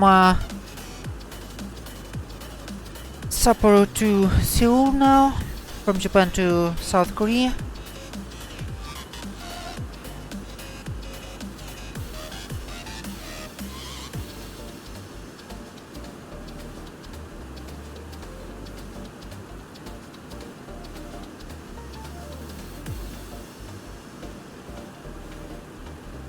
The waypoints are unusually close.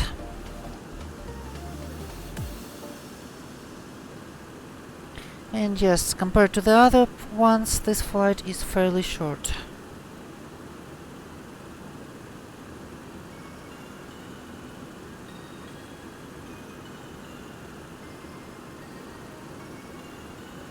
Honestly, kind of a dilemma. What should we do after Korea? It's definitely gonna be China. But most of the territories in China are not very much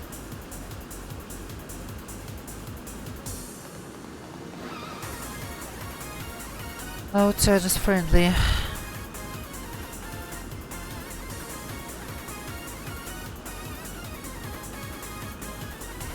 Also, the winds are not very favorable in general.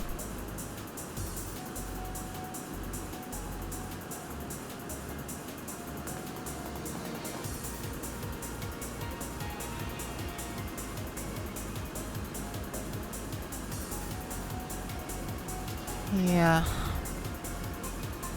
that's a good question. Yes, we'll see depending on the winds. But the choice is either to cross this jet stream and continue to Himalayas, around here,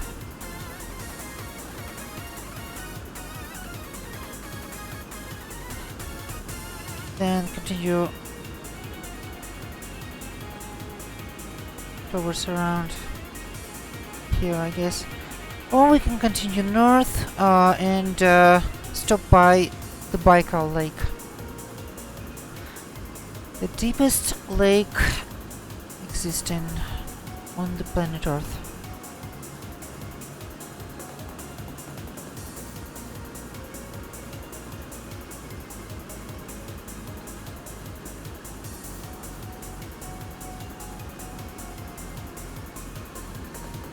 Yeah, that's a pretty difficult choice, I would say. I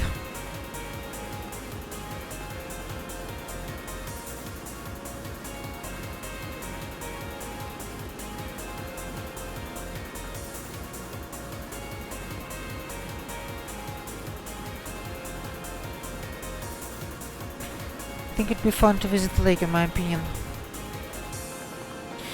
Yeah, I'm actually agree with you, Wolfie.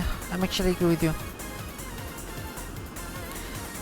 And honestly, the airports in Russia are way more accessible than in China in terms of the charts, regulations, etc, etc. So yeah, should be fine.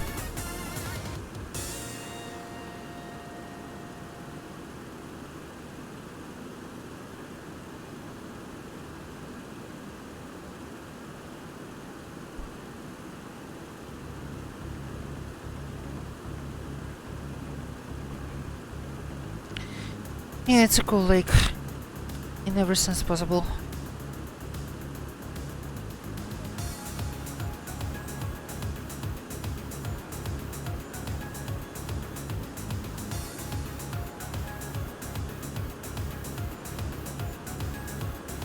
Feel fine, hydraulics is fine.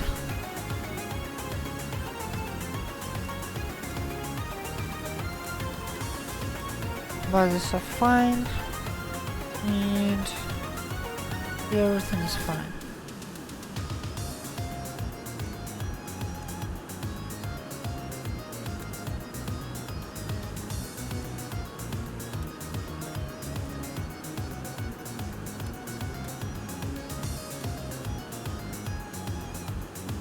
But what the scenery chain looks like when I imagine this scenery near that lake would be really nice. People actually consider the Baikal shores one of the most beautiful landscapes in the world. Well, I don't know about the world, but that place definitely worth visiting. Although China has some beautiful mountain lakes too. Defective Crane, welcome aboard. Oh heck, why?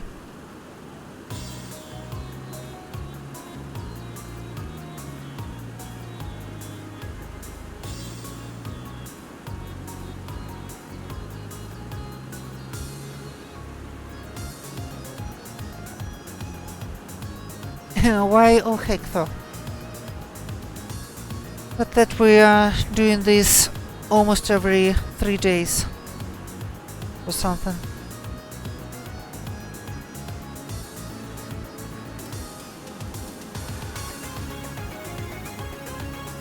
Yeah, I didn't do this during the pre-flight. Genius.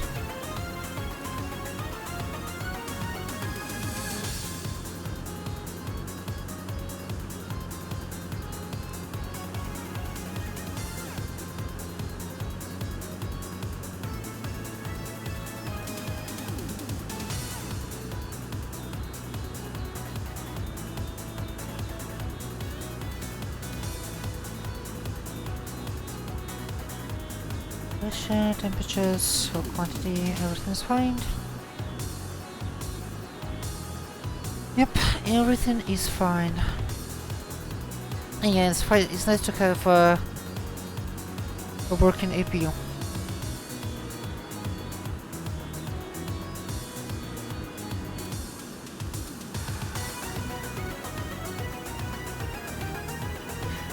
Well, if I would manage to teach someone something, then I think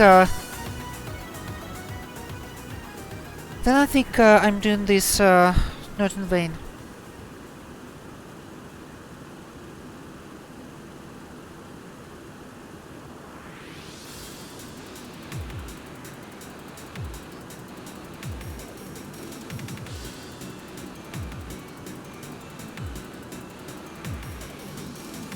Okay, 5, 6.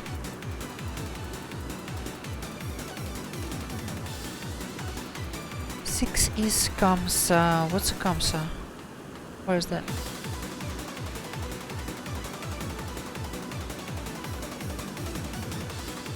Okay, so we are coming up on the Korean airspace.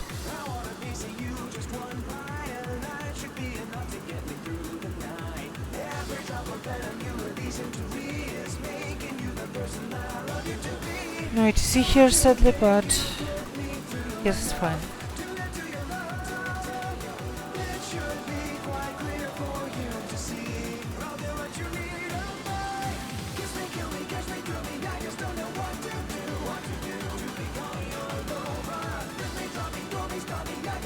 Ah, nice.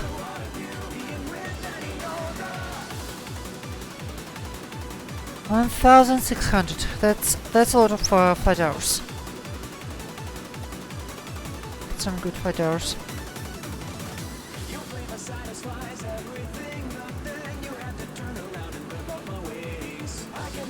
Okay, definitely not gonna be landing overweight today.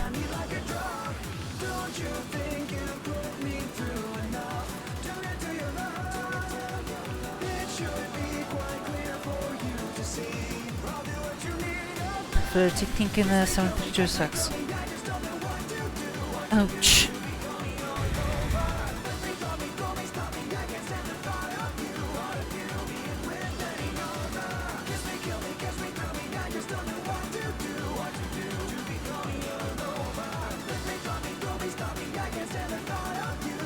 Okay, so Kamsa is this one. We're going from Sepko right now. And then after Kamsa is gonna be Ando, where we will be crossing into Korean airspace. So yeah, we are definitely past half the flight. Yeah, that's not a very long one.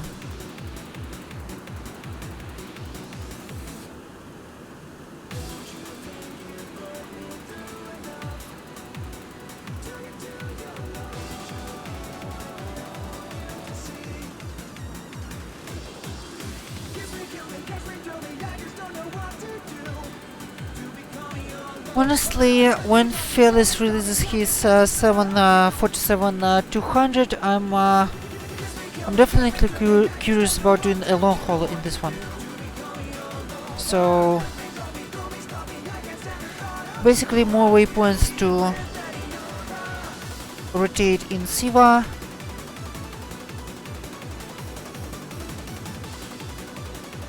A scary looking flight engineer panel. I mean,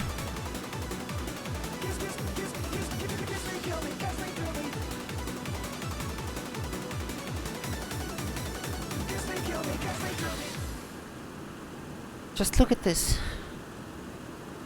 How can a person possibly manage that?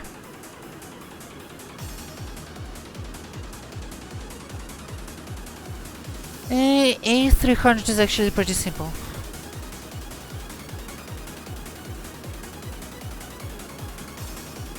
It's a fairly modern plane, really. Well, fairly.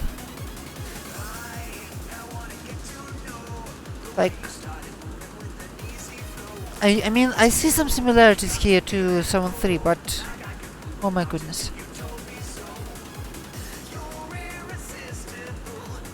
This looks like the fuel system. This is obviously the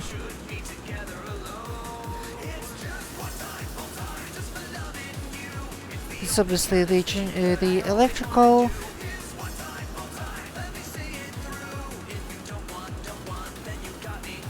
It looks like the engine instruments.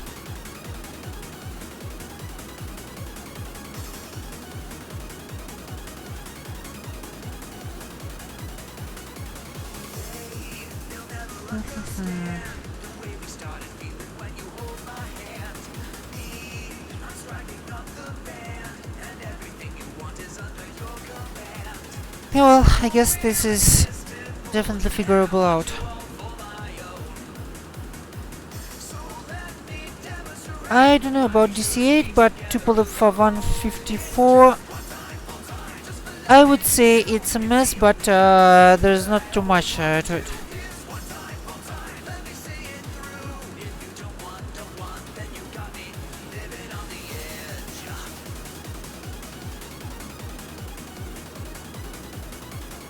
Tupolev panel is actually not too complicated.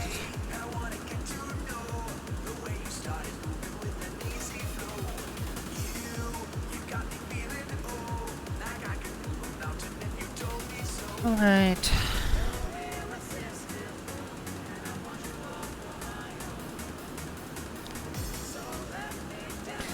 So when I'm gonna be out of descent? Let me think.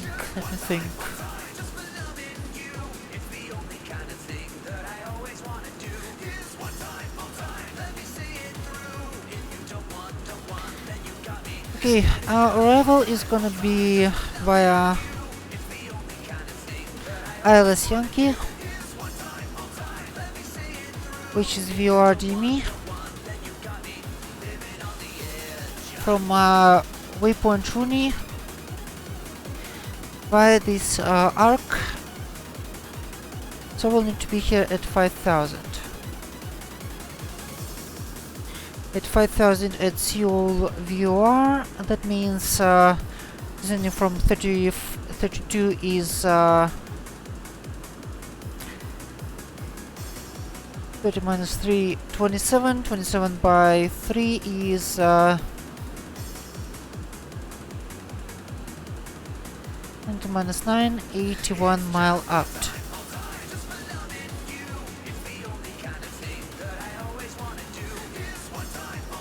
Oops. No, this is not what we're interested in. No, get lost.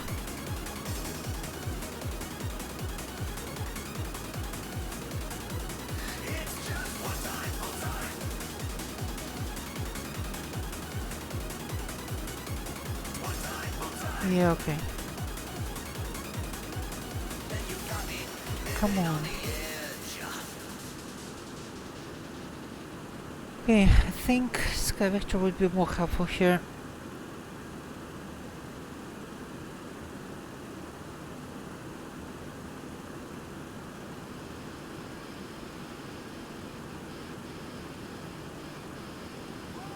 Oops, and according to Sky Vector, this is exactly 80 miles, so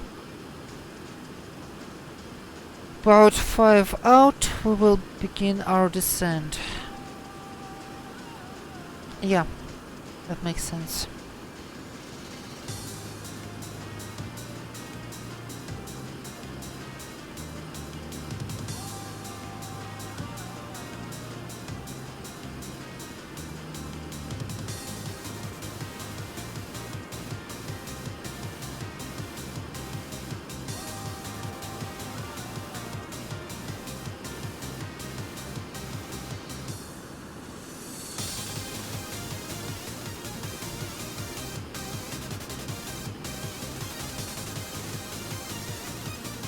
Okay, nothing out of ordinary here.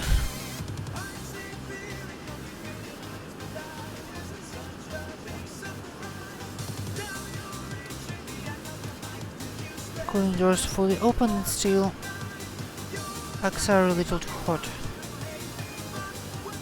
Warp.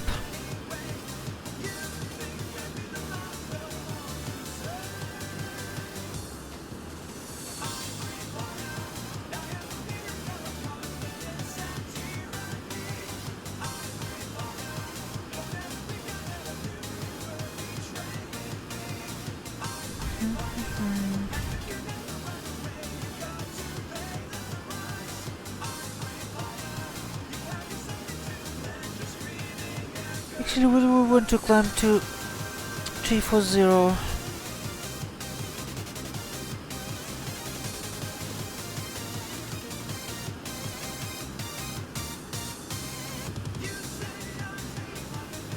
No, we don't. The winds are actually way worse.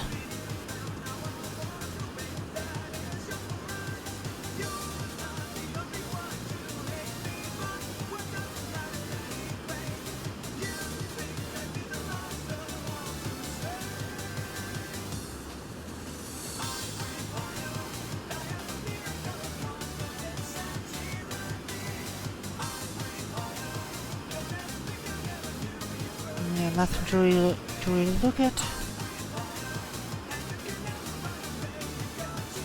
Just the same overcast.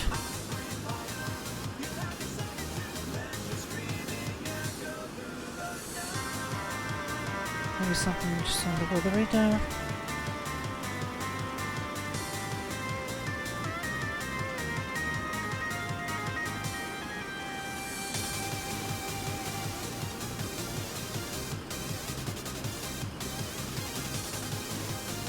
No, not really. And we'll switch to the mapping mode.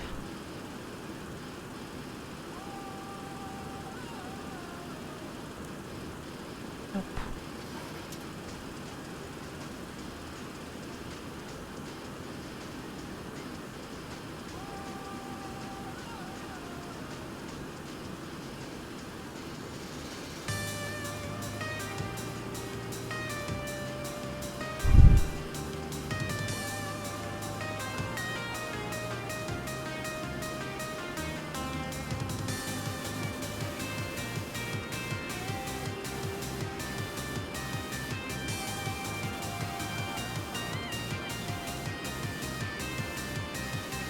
Okay, so what's up here?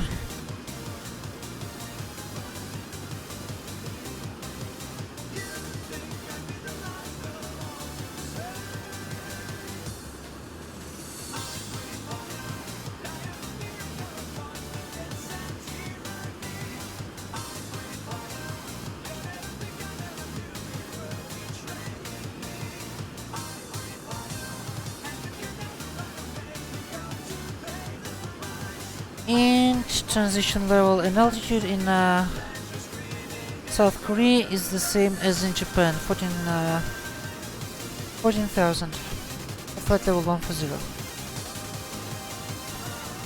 Pretty simple, really.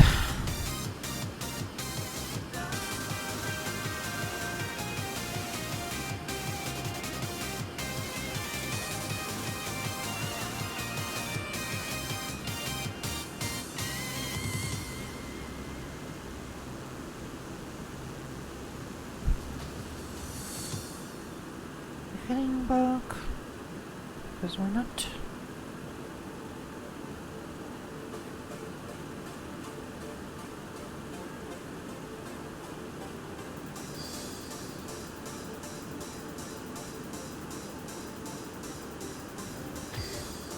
Okay, Gang 1 VR is 115.6, 115.6. Gonna be used mostly as a guidance.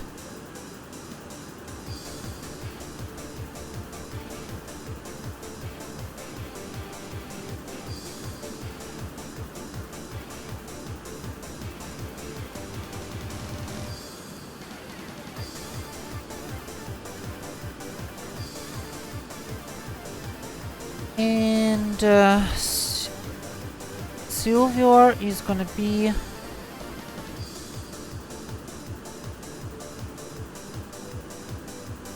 109.8. 109.8.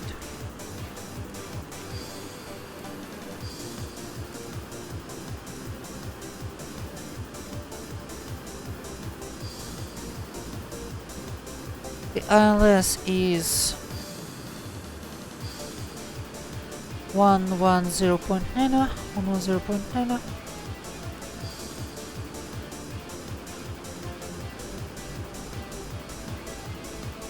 And let's punch it into here too.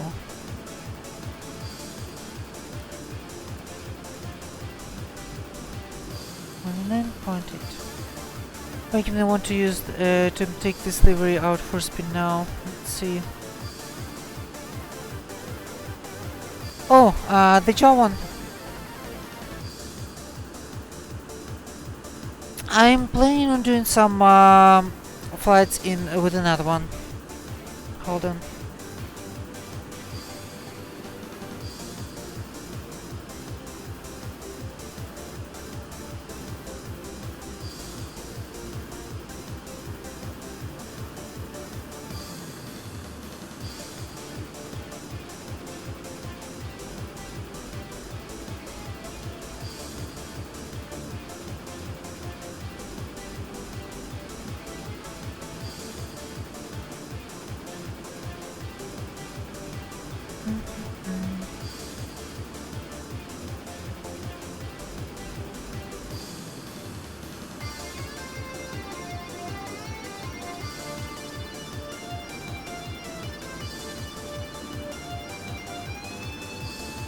BW Flight Simulations, hi, welcome aboard.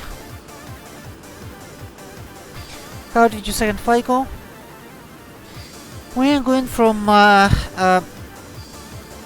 it's called Sapporo, Japan to Seoul, South Korea in this beautiful 727.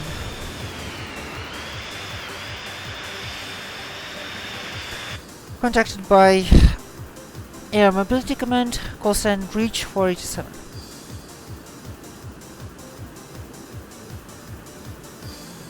Great flight, happy weather. Sounds like fun.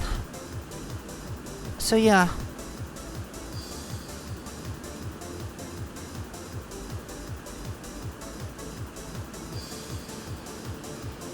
Okay, where is it? Wait, going there.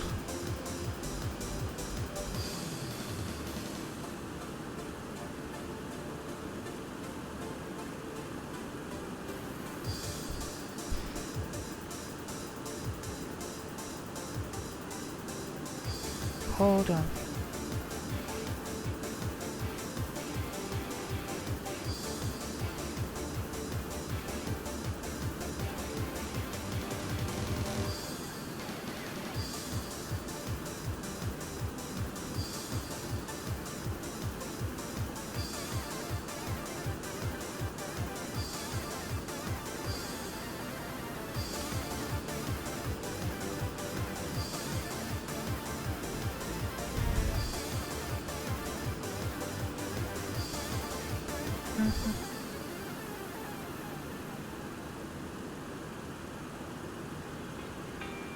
Where is it?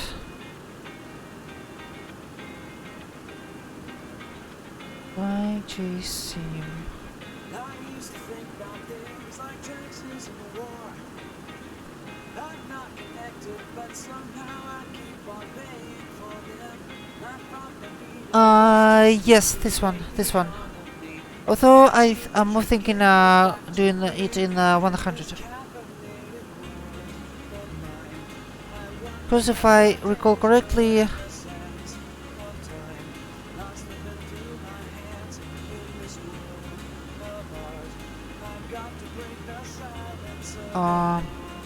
hold on.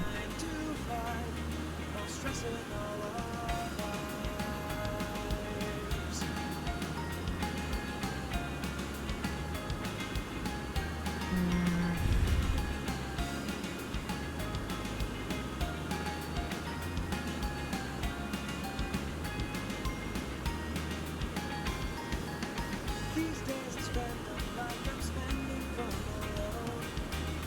Plenty of offers, but Let's see. losing on my own. When I get down, I see the seagulls in the sky. I've seen it somewhere.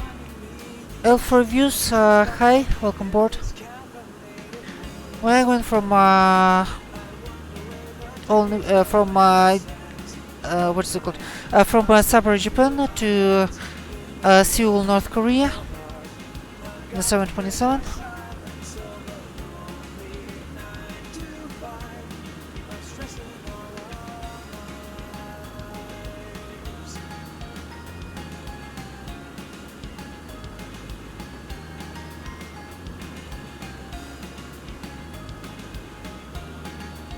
Let's see. I've seen somewhere. Another pop star on the tabloids and the screen. Sound the easy way. Yeah, I guess it's not here. It's the usual thing for a seller. It's not kind of sucks. To that soul you sing about in this caffeinated world of mine. I wonder where the days go and the sands of time are slipping through my hands in this world of ours. I've got to break the silence of the lonely. Okay, coming up on waypoint 8 actually already, which is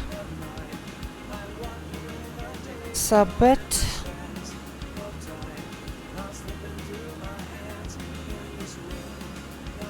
Let's find it.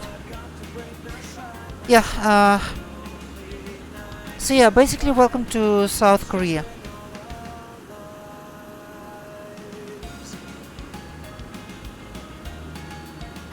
We just crossed the border and continuing into the Korea, to the good one.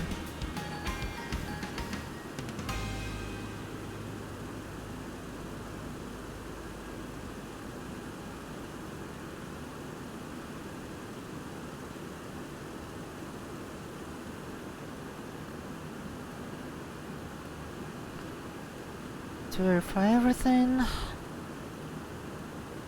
Everything seems to be fine.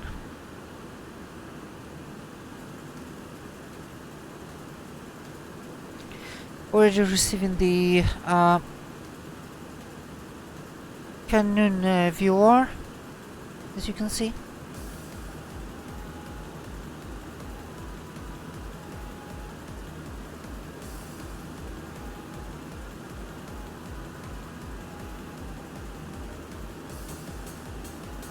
Yeah, I'd say so, Ryan. I'd say so. Hey Ryan, any chance you can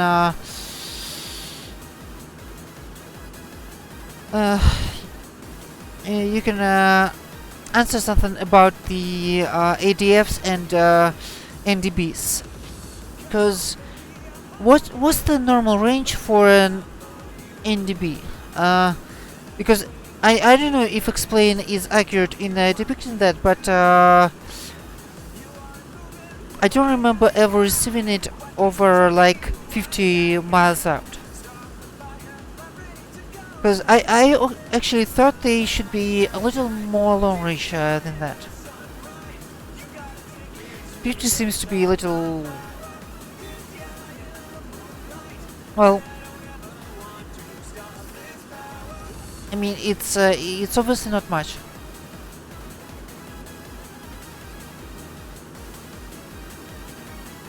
Guess them too low. I'm lucky to find them further than 13 miles or so.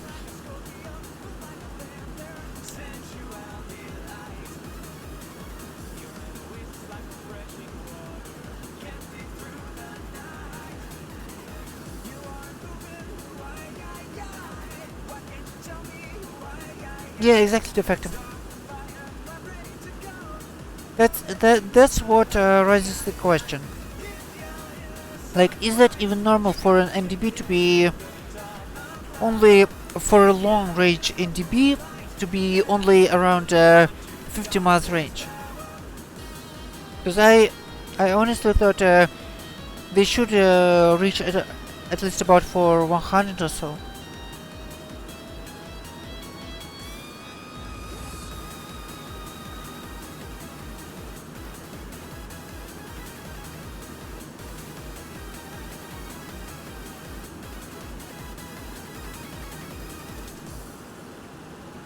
Of course, I can easily imagine them swear somewhere that they were certified for at least 75 nautical miles back when they were new. 300 kilohertz or something like that frequency.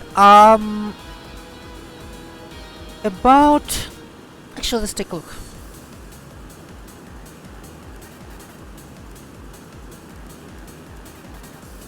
From about 1 kilohertz to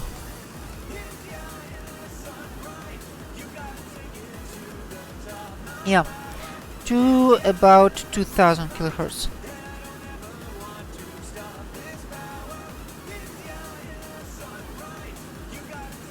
Yeah, a really easy way to check this out.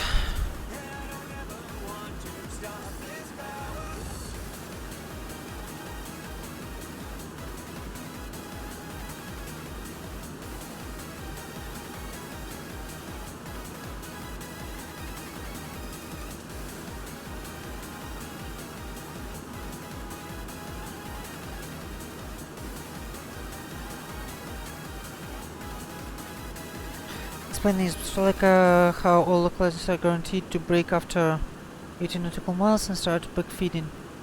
So 18 nautical miles is the minimum spec. The vast majority can be checked up to 30.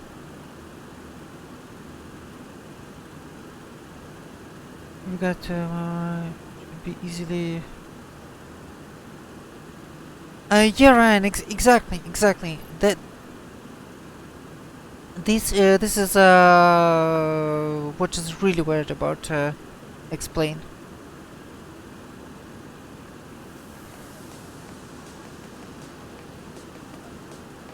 Well, guess Austin hates anything that is not GPS. Although the VRs work fairly well.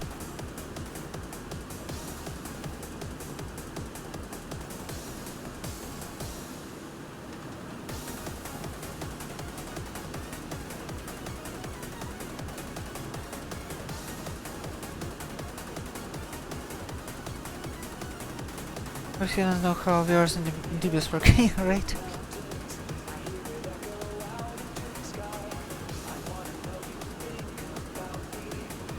Well, the transitions like that go very far. Yeah, I gotcha.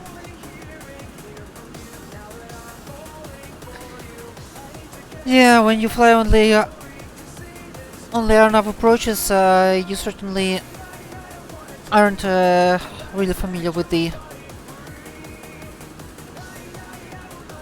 viewers.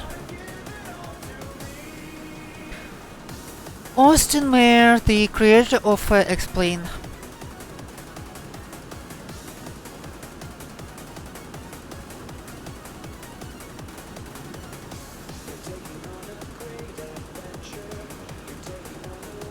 Yeah, exactly.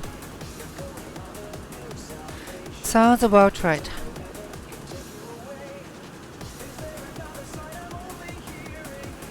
Okay.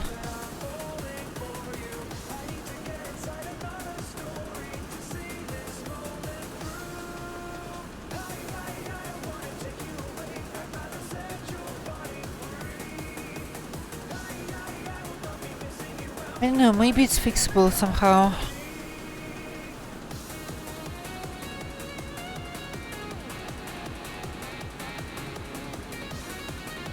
Let's actually take a quick look at the org.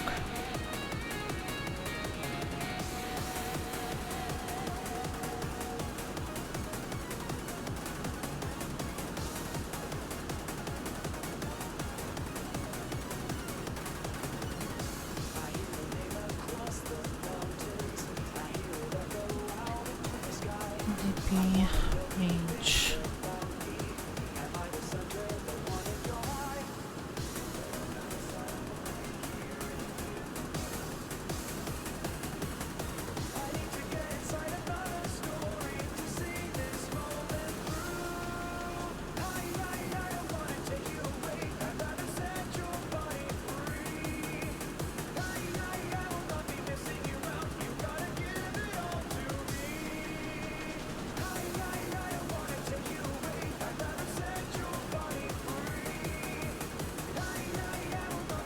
Another ones with the airsoft nav data, they made localizers without 225 instead of 15.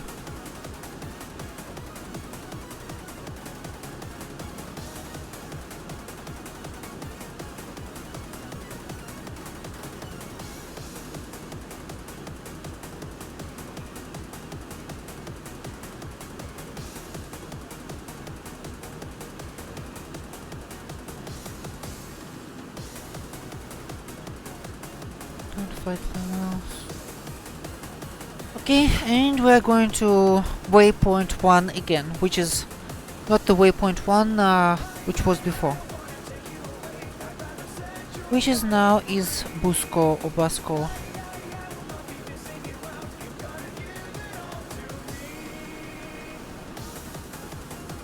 Carousel went full circle.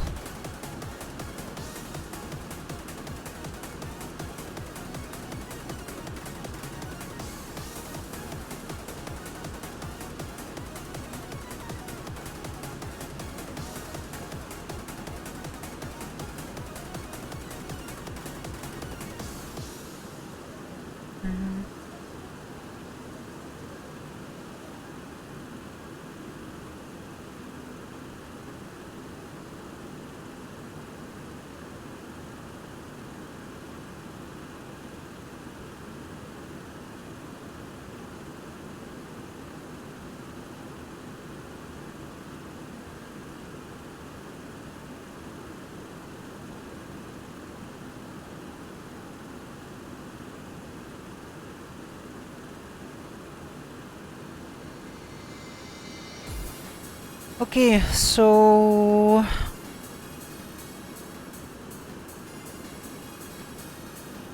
here's the NDB's ranges. I guess that's the guaranteed service ranges. High output is around 50, and super high is over 2000. Interesting.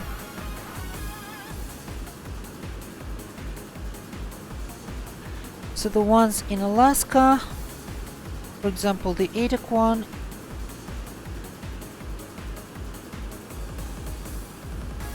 yeah, according to the charts, it should be exactly around 50 miles range. Wait, so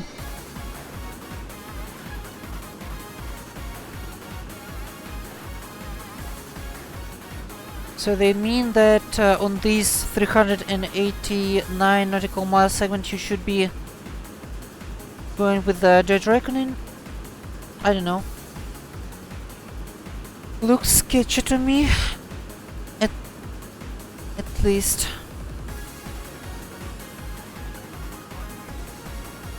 Yeah, exactly. That's exactly the ones that confused me back then.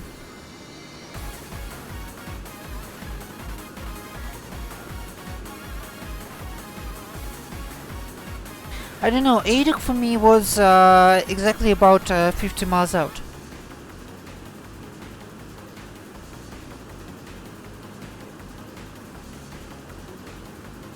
But I'm pretty sure that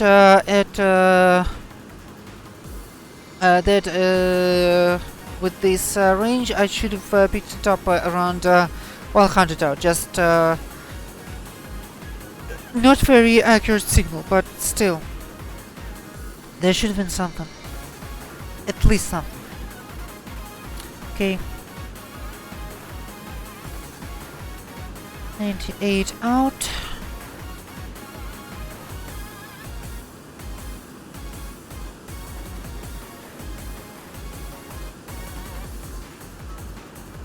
Speed is fine.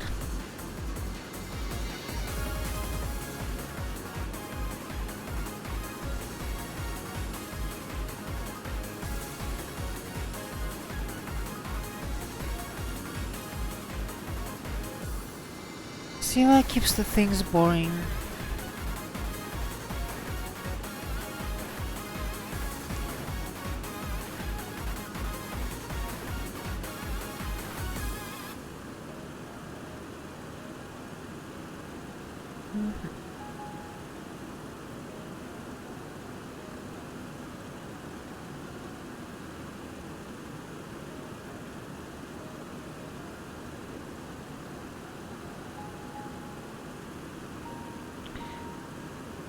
Now let's actually think how we're gonna fly this approach. So the only thing that would give us guaranteed accuracy is basically to fly the what is it called?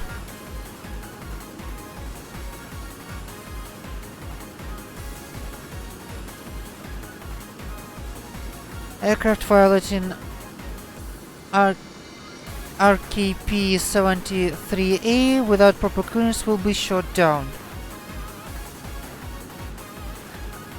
An exception to this will be civilian aircraft which have identified as friendly.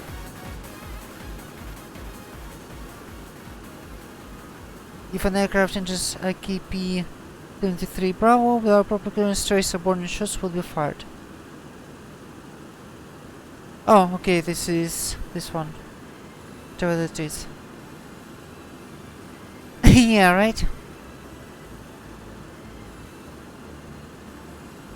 Although I hardly can imagine how you would violate it without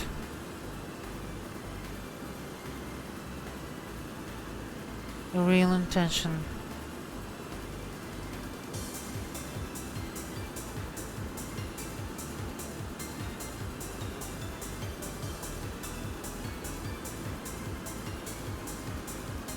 What is this place really?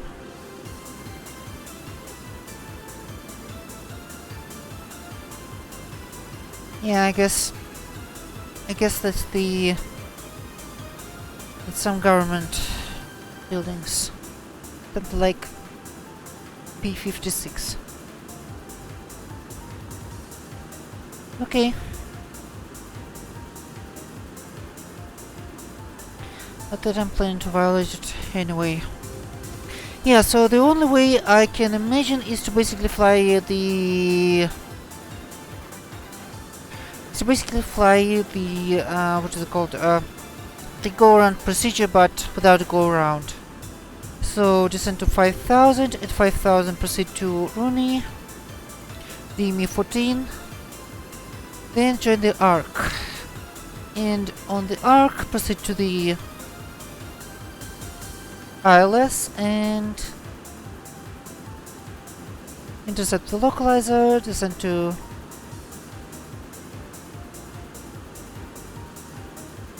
the altitude and then track the localizer.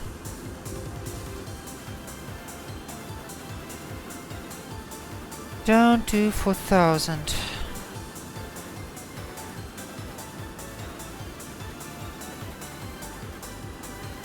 and 5 on the decision height.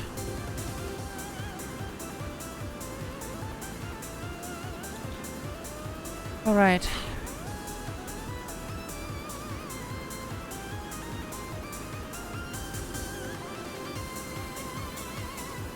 So your altimeter is going to be 4 and 4.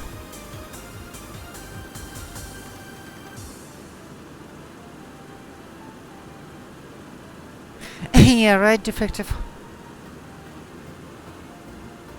That's some really direct warning plate.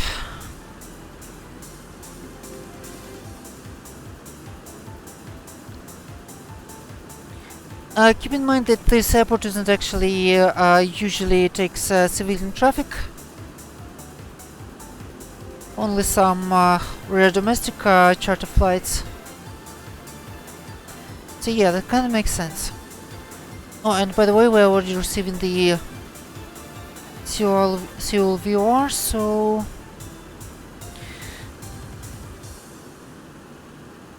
guess we'll have some kind of guidance.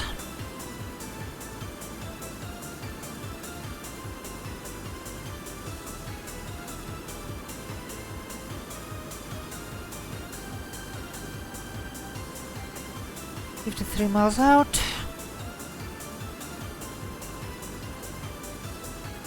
Verify that everything is fine here.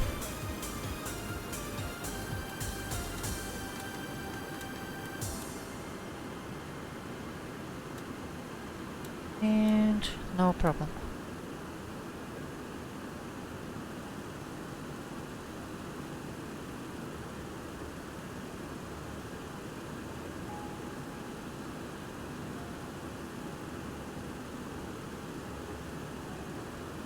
And this is our last waypoint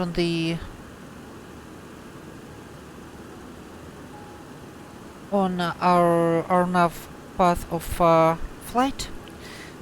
5 minutes to the waypoint. So guys, I'm gonna leave you for about a minute or so, and I will be right back, and we will begin our arrival preparations.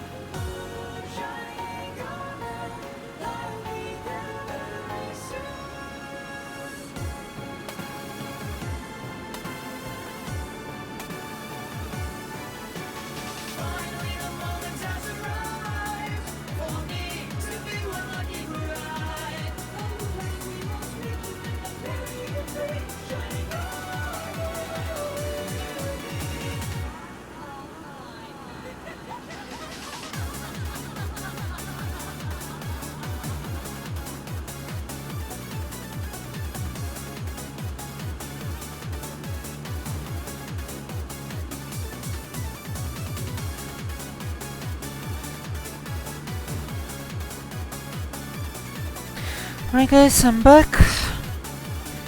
So we're 20 miles out. Verify that everything is set up.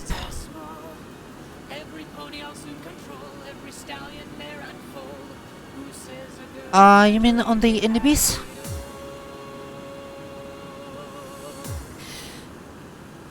Okay, auto brakes at a minimum. Window heats on. Anti-ice, anti-ice. Okay, this is now beautiful. Welcome to South Korea, guys. Welcome to Korea. My goodness. That was worth it.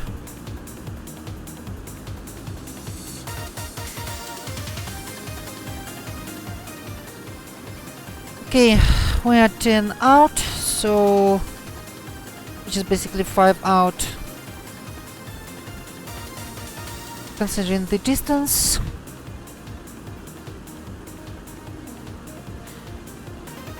Time to switch to the VR and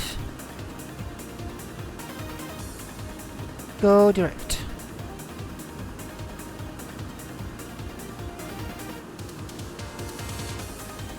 And now thrust idle. It's gonna be 5,000 and indicated hold.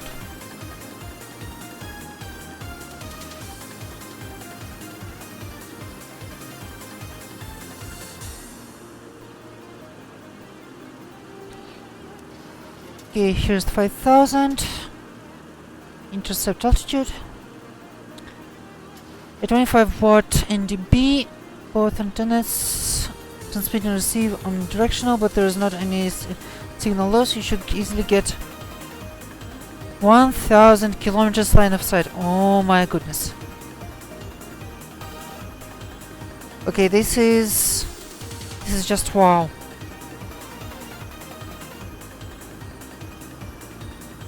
Okay, station passage. Already in the descent.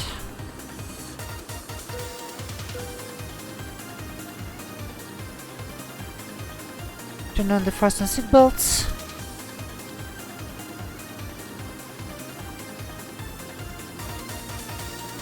And I think it's time to pick up the weather. Should be receiving already. Romeo, Kilo, Sierra, Mike, airport information, Yankee, 0200, Zulu, weather, wind, 068 at 3, visibility, 10,000, sky condition, few clouds at 4,900, few clouds at 4,900, temperature 8, dew point, -2, altimeter 2999, advise on initial contact, you have information, Yankee. 2999. Romeo.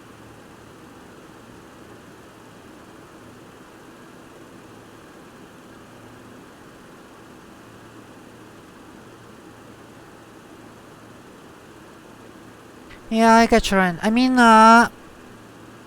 there's also actually the effective range might be less because the accuracy might be not enough. The accuracy isn't considered enough, so it's just basically not authorized to be operated on this kind of distance.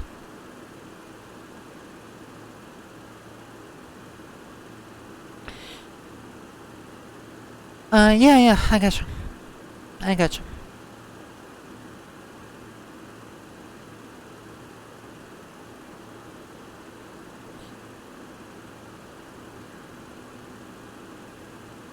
Okay, so since we're descending, let's set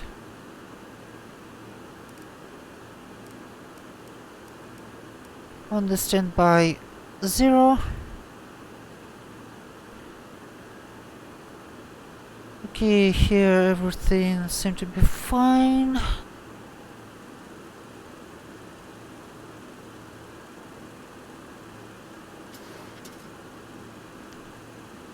Got a short scenery loading.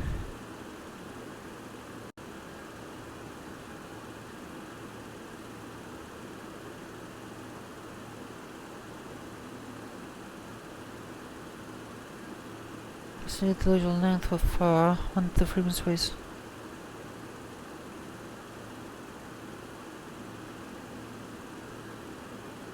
I see.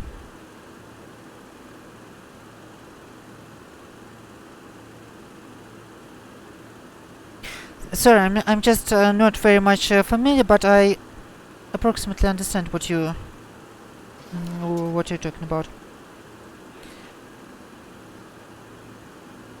Like very vaguely, but still. Okay, shouldn't expect any icing.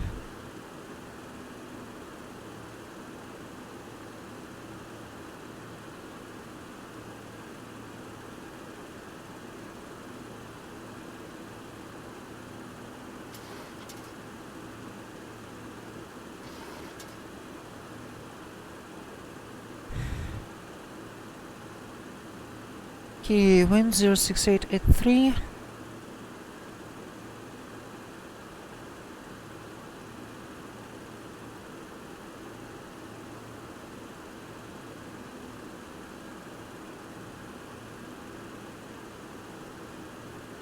Yeah, should be perfectly fine.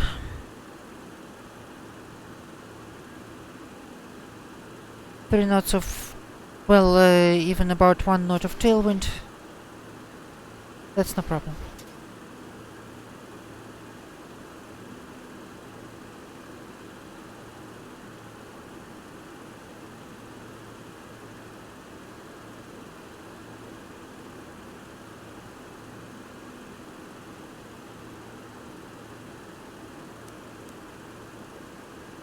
Okay, switch the radio range.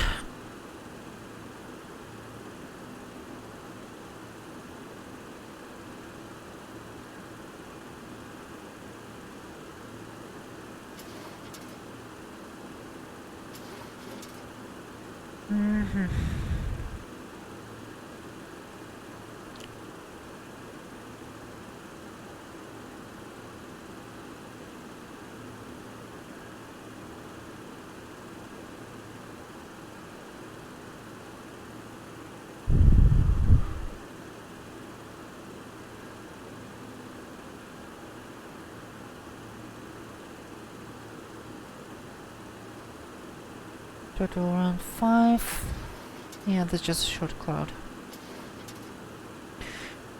Just a little cloud.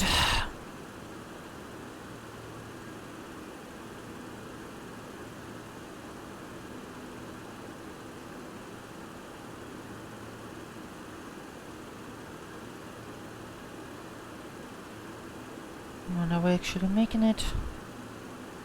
I don't even know.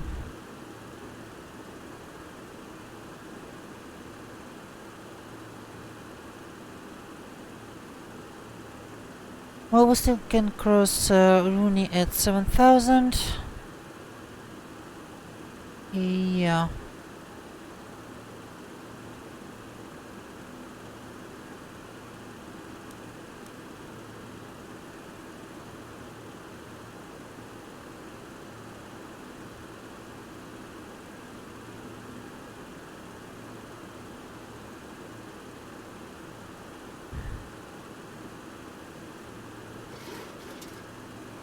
Yeah, I think we're making it.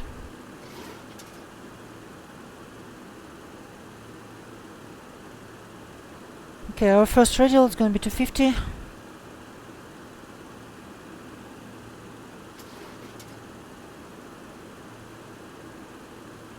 It's so short wavelengths degrade over distance more easily. Yeah, I actually heard so. Including that very long wavelengths can actually reflect from the ionosphere.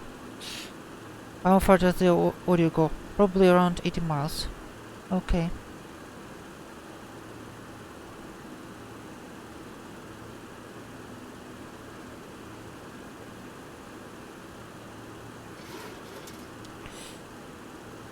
Sorry, I'm right now more looking at the charts and at the plane. So, might reach part of it after the arrival. Okay, 14,000. Let's set the altimeter to 999.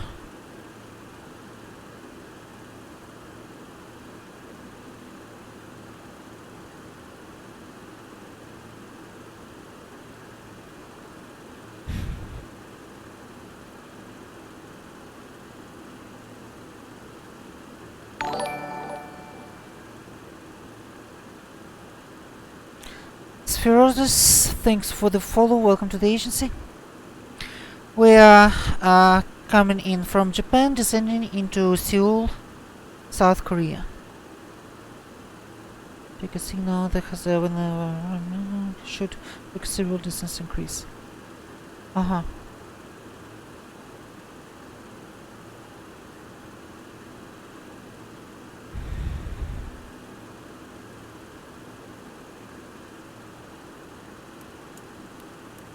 Okay, turn this on, logo lights on, and descent approach checklist. Seatbelt signs on, anti-ice closed, not required, landing lights on, altimeters set, radio altimeters set, set, flight instruments, directors and radios set. Go around IPR and VREF. Okay, hold on.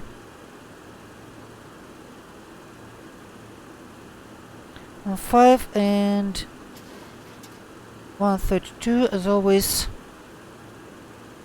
140 approach speed. Fuel, fuel. Set for landing. Hydraulics pressure and quantity is normal. Pressurization and cooling doors. Landing altitude set and cooling doors open. Descent approach checklist complete.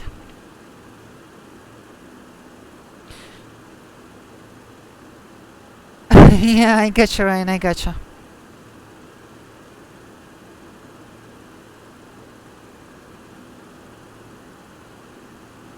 Okay, time to decelerate.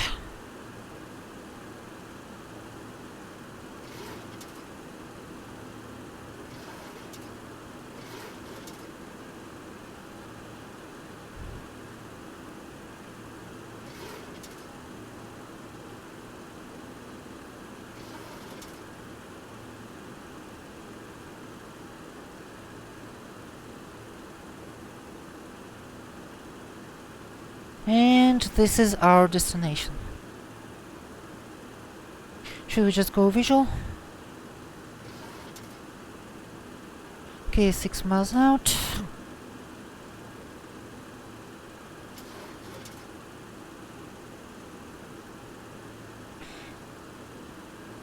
Okay, so next one is radial 250, reciprocal 250 is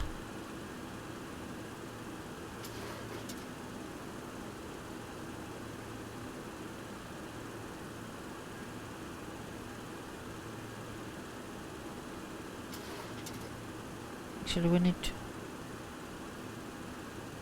wait a minute.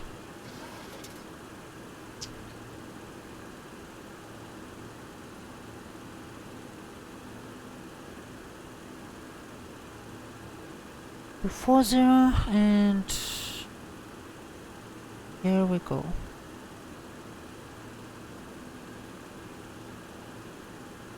Actually, let's do 250 and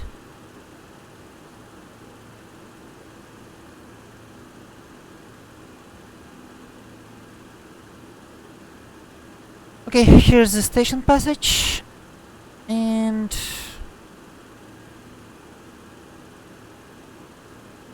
let's go into the heading mode.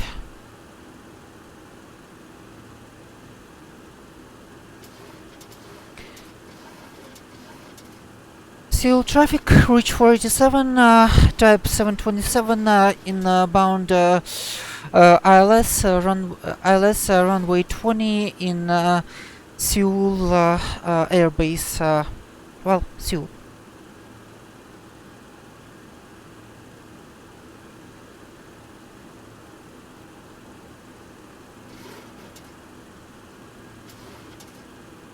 Okay.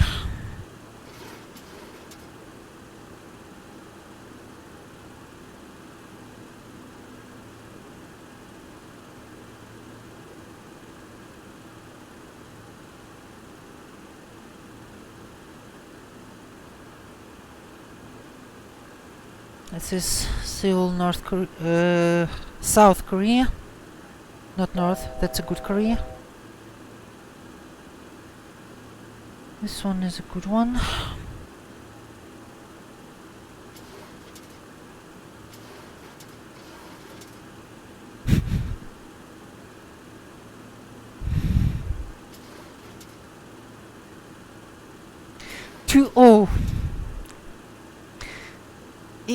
It's runway 20 from now on. Okay, ignore the flight director for now.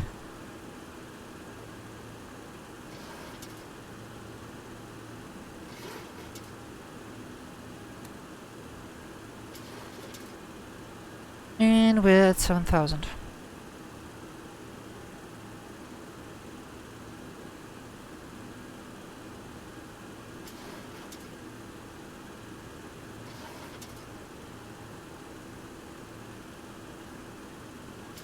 Okay, no back course flight director setting, so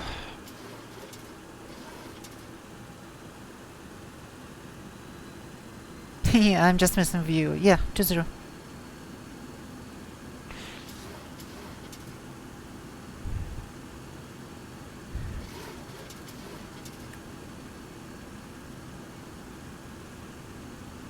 Not that anyone is listening to us anyway.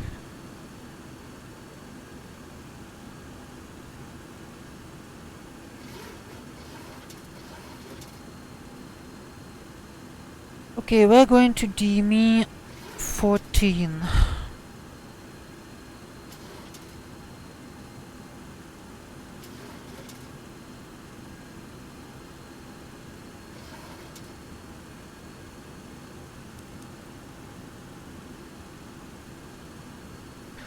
Next altitude is 4,000.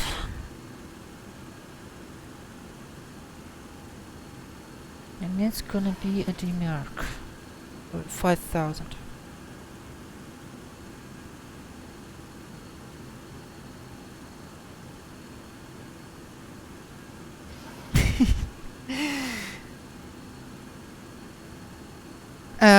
To which does in this case?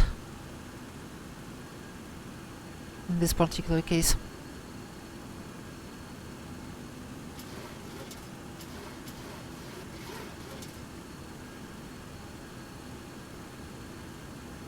Okay, mandatory course in Rune 8, 7,000.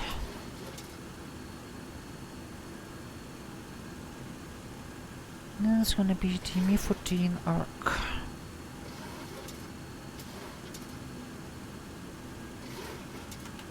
Flaps 2.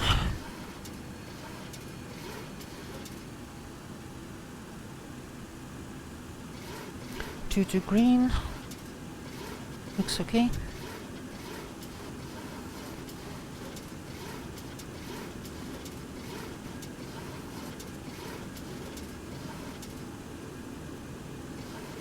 Yeah, I think we have quite a crosswind here.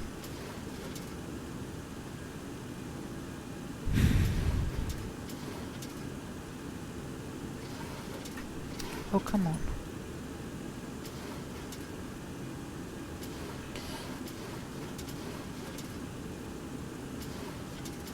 Okay, time to intercept.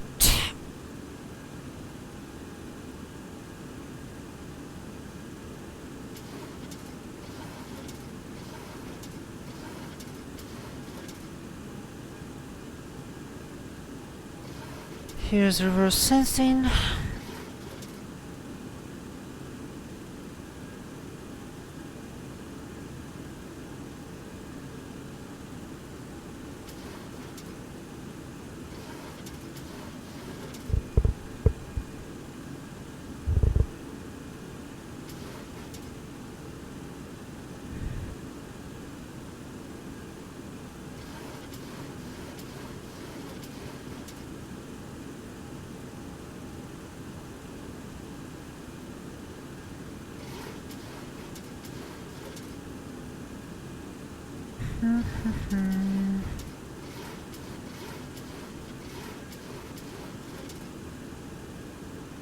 Thirteen. Let's proceed with our turn.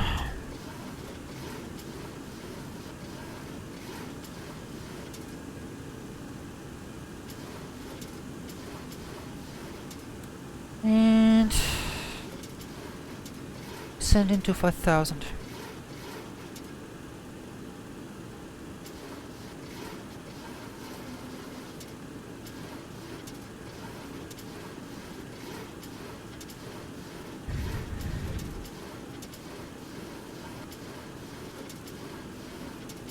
Flaps 5.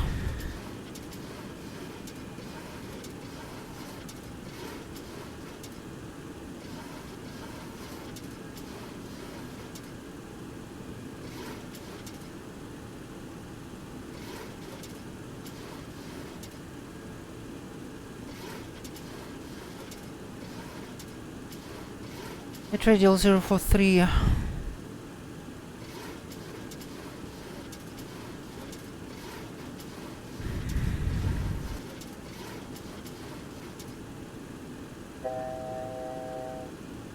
It's gonna be 4,000. 4,100 actually.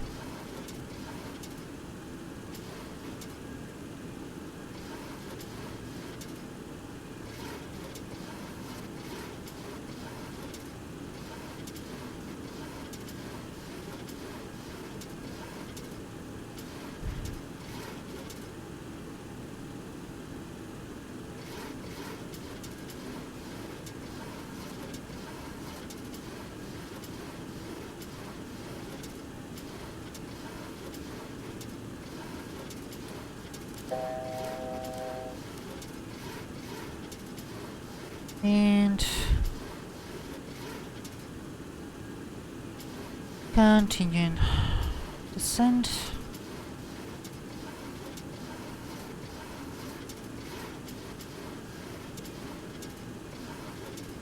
Altitude select.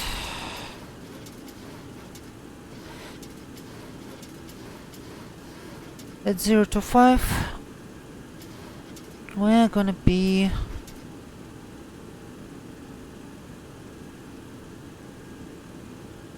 intercepting the localizer.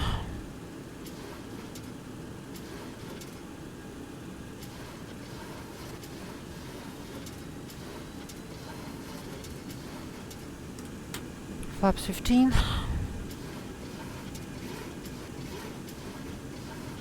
Affirm.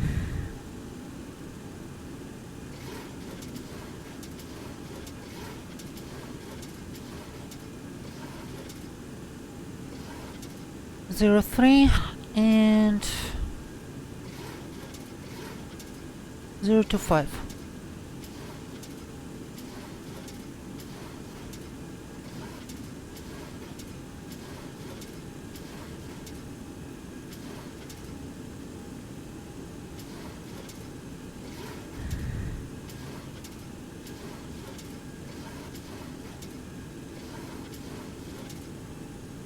Oops, 140 already.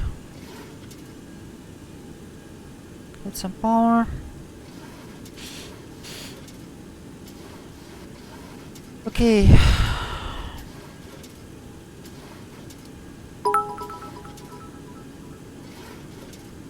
Cheer back to you, Brian. Ryan, sorry. Of course it's Ryan. I'm just being down. And we are intercepting.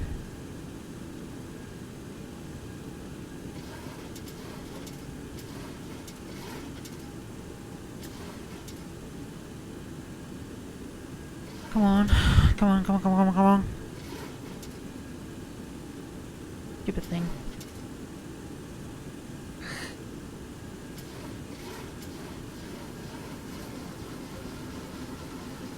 Okay.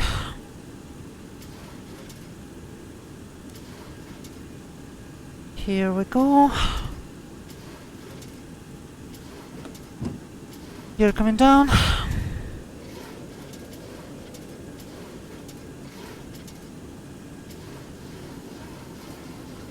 Glide slope.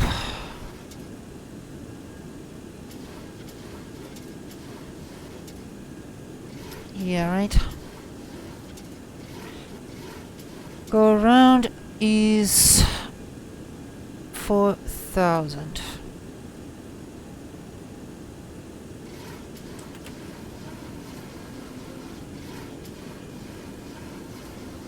Flaps 20, 25.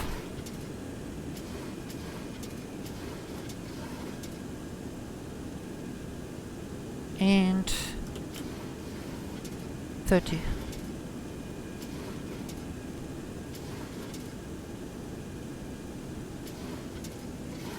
Okay, landing checklist. No smoking on. Gear down 3 greens. Flaps 30 green. Hydraulics fine.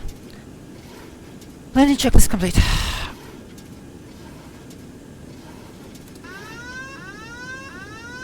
Shut up. My airplane.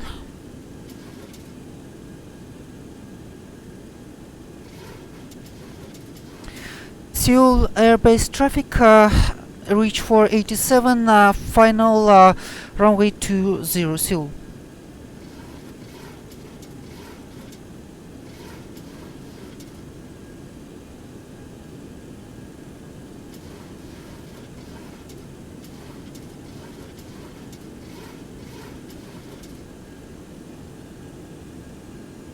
A little too fast. Happens.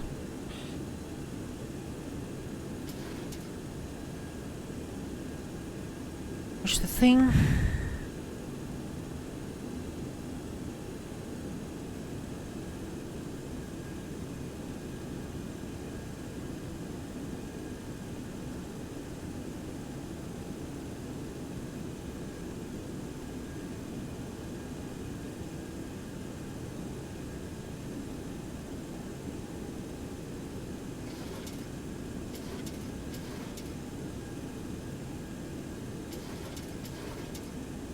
Okay, going a little below, add some power to fix it. Come on. 160 on the upper. Within the dot. Oh, it's a little bumpy.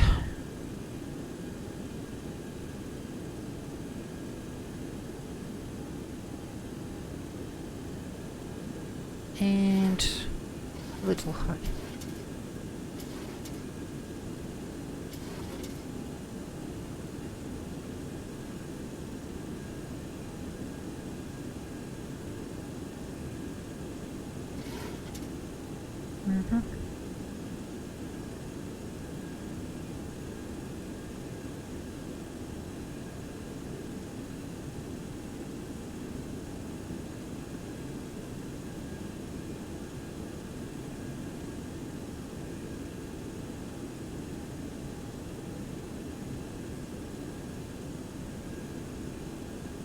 Everything is almost perfect.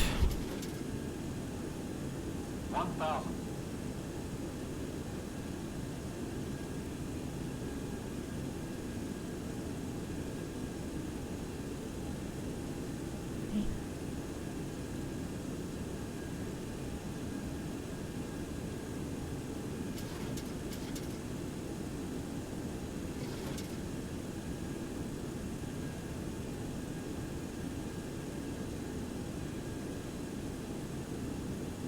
Radio altimeter doesn't seem to react.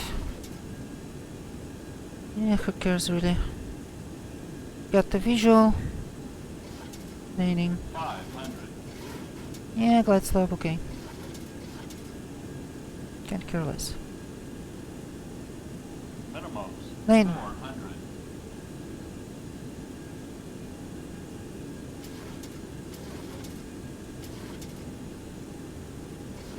Okay, looks like a blast pad. Careful with that. 200. Yeah.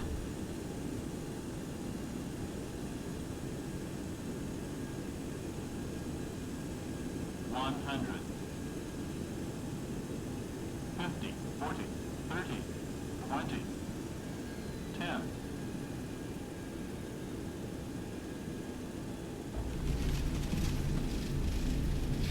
Mm-hmm.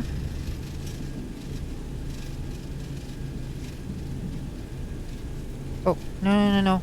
Reverses idle. Reverses idle here.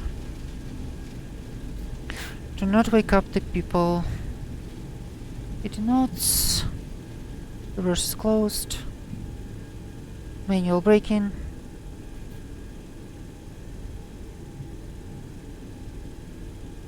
Minus 151. Not bad, not bad.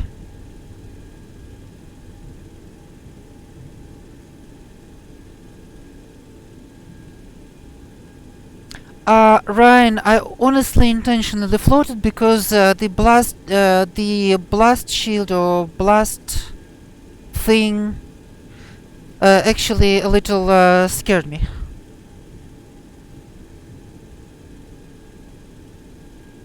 I was very afraid to go a little low.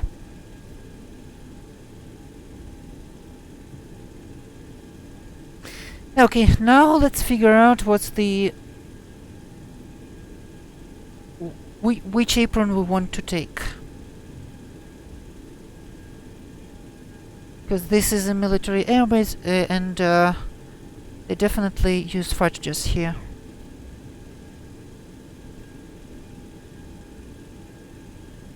Alright guys, welcome to Seoul, South Korea.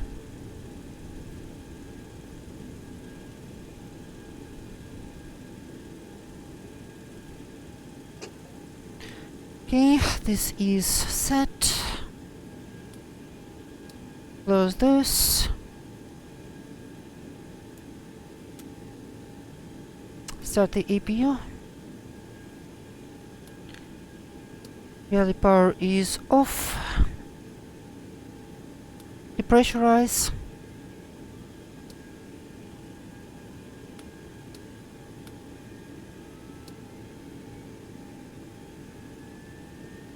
One pump per engine. Open the interconnect. Close one pack. These are closed. Turn this off. Turn this off. Turn off flight lights. Ground lights on. Wouldn't be the first blast pad I hit if it was me landing. Yeah, hit both of them. The one on the arrival end and the one on the departure end. That would be a blast. 757 Spy would like that. Anyway, yeah. Gosh, nice places. Okay, where do we go here?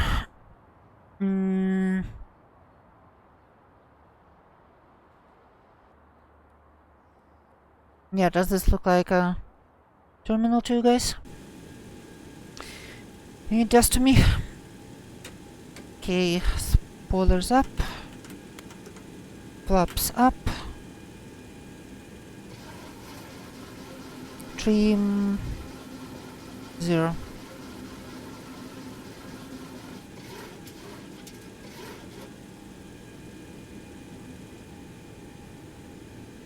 CPU is started.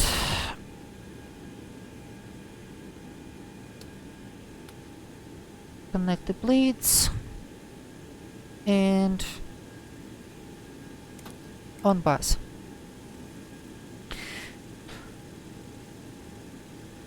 After landing checklist, window heats off, anti-ice off, P2 heats off, flaps up, no lights, radio transponder right.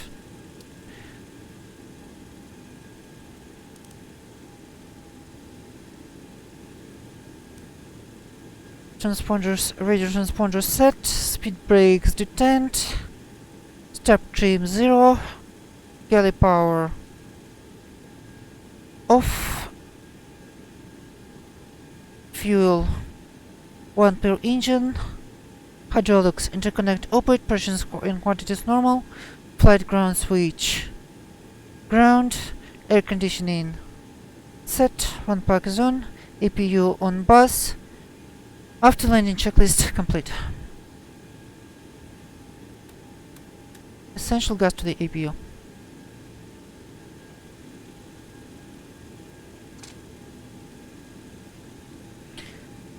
Okay, Seoul traffic taxiing to the terminal on Seoul Airbase, Seoul. And that was reach 487.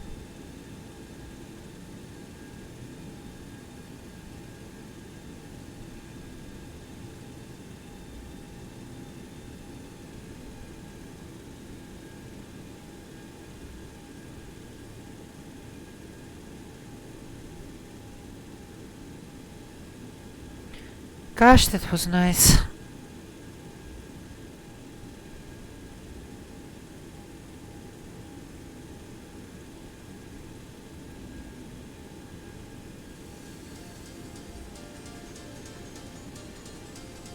By the way, this airport has an almost identical taken approach, and honestly, I would use Taken, and we technically can use it, but because it uses the UHF, the VHF frequencies, so it's basically comparable to VR, and Explain allows you to use them. But since we had no equipment codes and for that, and the ETC would be wondering, I actually decided to take the VR, but again they are basically identical. It's a 14 nautical miles DMA arc.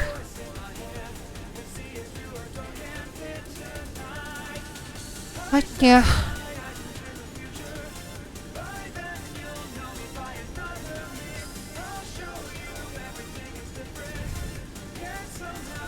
Let's turn off the flight director.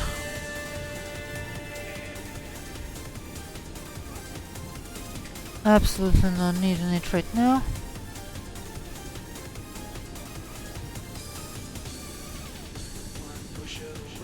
And that's like I gotta go to sleep for in the morning. Have a great night all.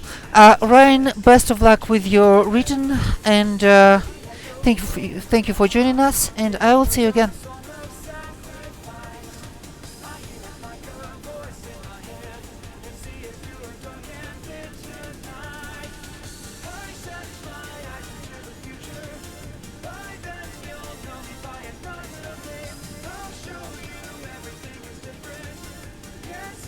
And here we go.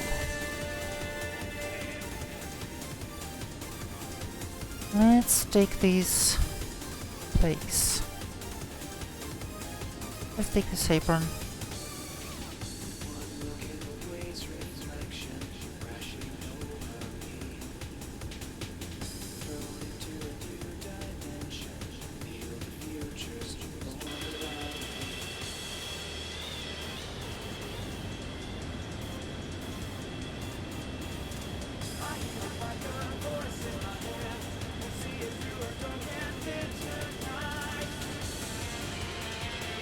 Oh, look at this. We have a gate here.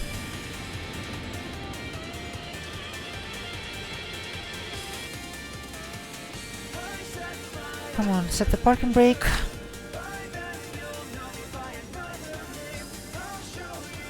And Engines off.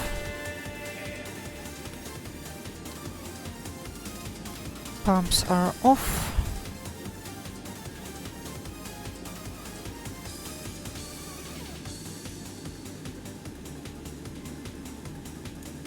Taxi light off. Beacon is off. Brakes disarm. Seatbelts off. And air stairs coming out.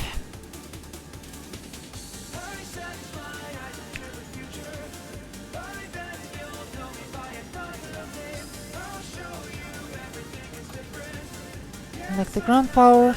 Essential to standby. Galley back on and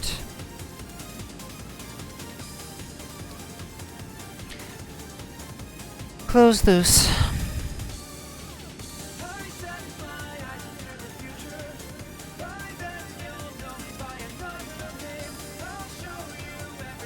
BU is still running. Shutdown checklist. Seatbelt signs off. No smoking off. Beacon off. Exterior lights set. Start levers cut off. Parking brakes set. Electrical external on. Fuel off. Hydraulic Bravo could be turned off now. Close the interconnect. Air conditioning.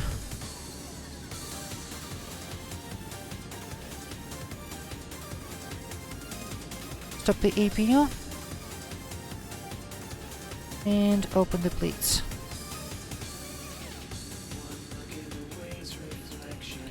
Packs could be closed. Shutdown checklist complete. Alright guys, so here we are in Seoul, North Korea. Was quite an interesting flight. Honestly, I loved this approach. Proper DME arc, basically a textbook, and a textbook execution.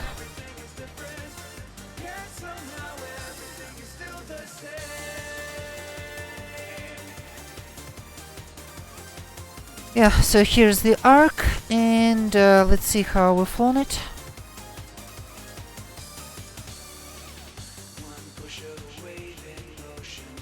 Just look at this. That's what I call perfection. This is what I call perfection.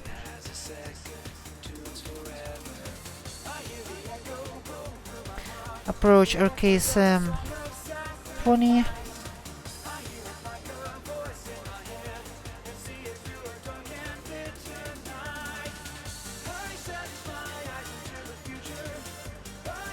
Here we go. Damn, that was nice. That was nice. Anyway guys, thank you for joining me today. We'll see you next time on the flight to China now. And landing rate -151. It was amazing. And let's see who we can say hi to on Twitch. Until then, thank you for flying with me. If you haven't considered following, and if you want to support, consider subscribing and sharing. And I will see you again. Let's see you. Dane Flats is flying. Let's say hi to Dane Flats. It's like a Lewis script. And more 7-2. It monitors the performance of this X-plane, and it says, okay, if you go below 20 frames per second, start turning shit off. Like make the visibility lower and this and that to try to keep. Whoa! Did you see that tank? It tries to keep the frames at like a bare minimum of 20. but it's not really doing that great of a job right now. Get rid of it? No, that thing actually works.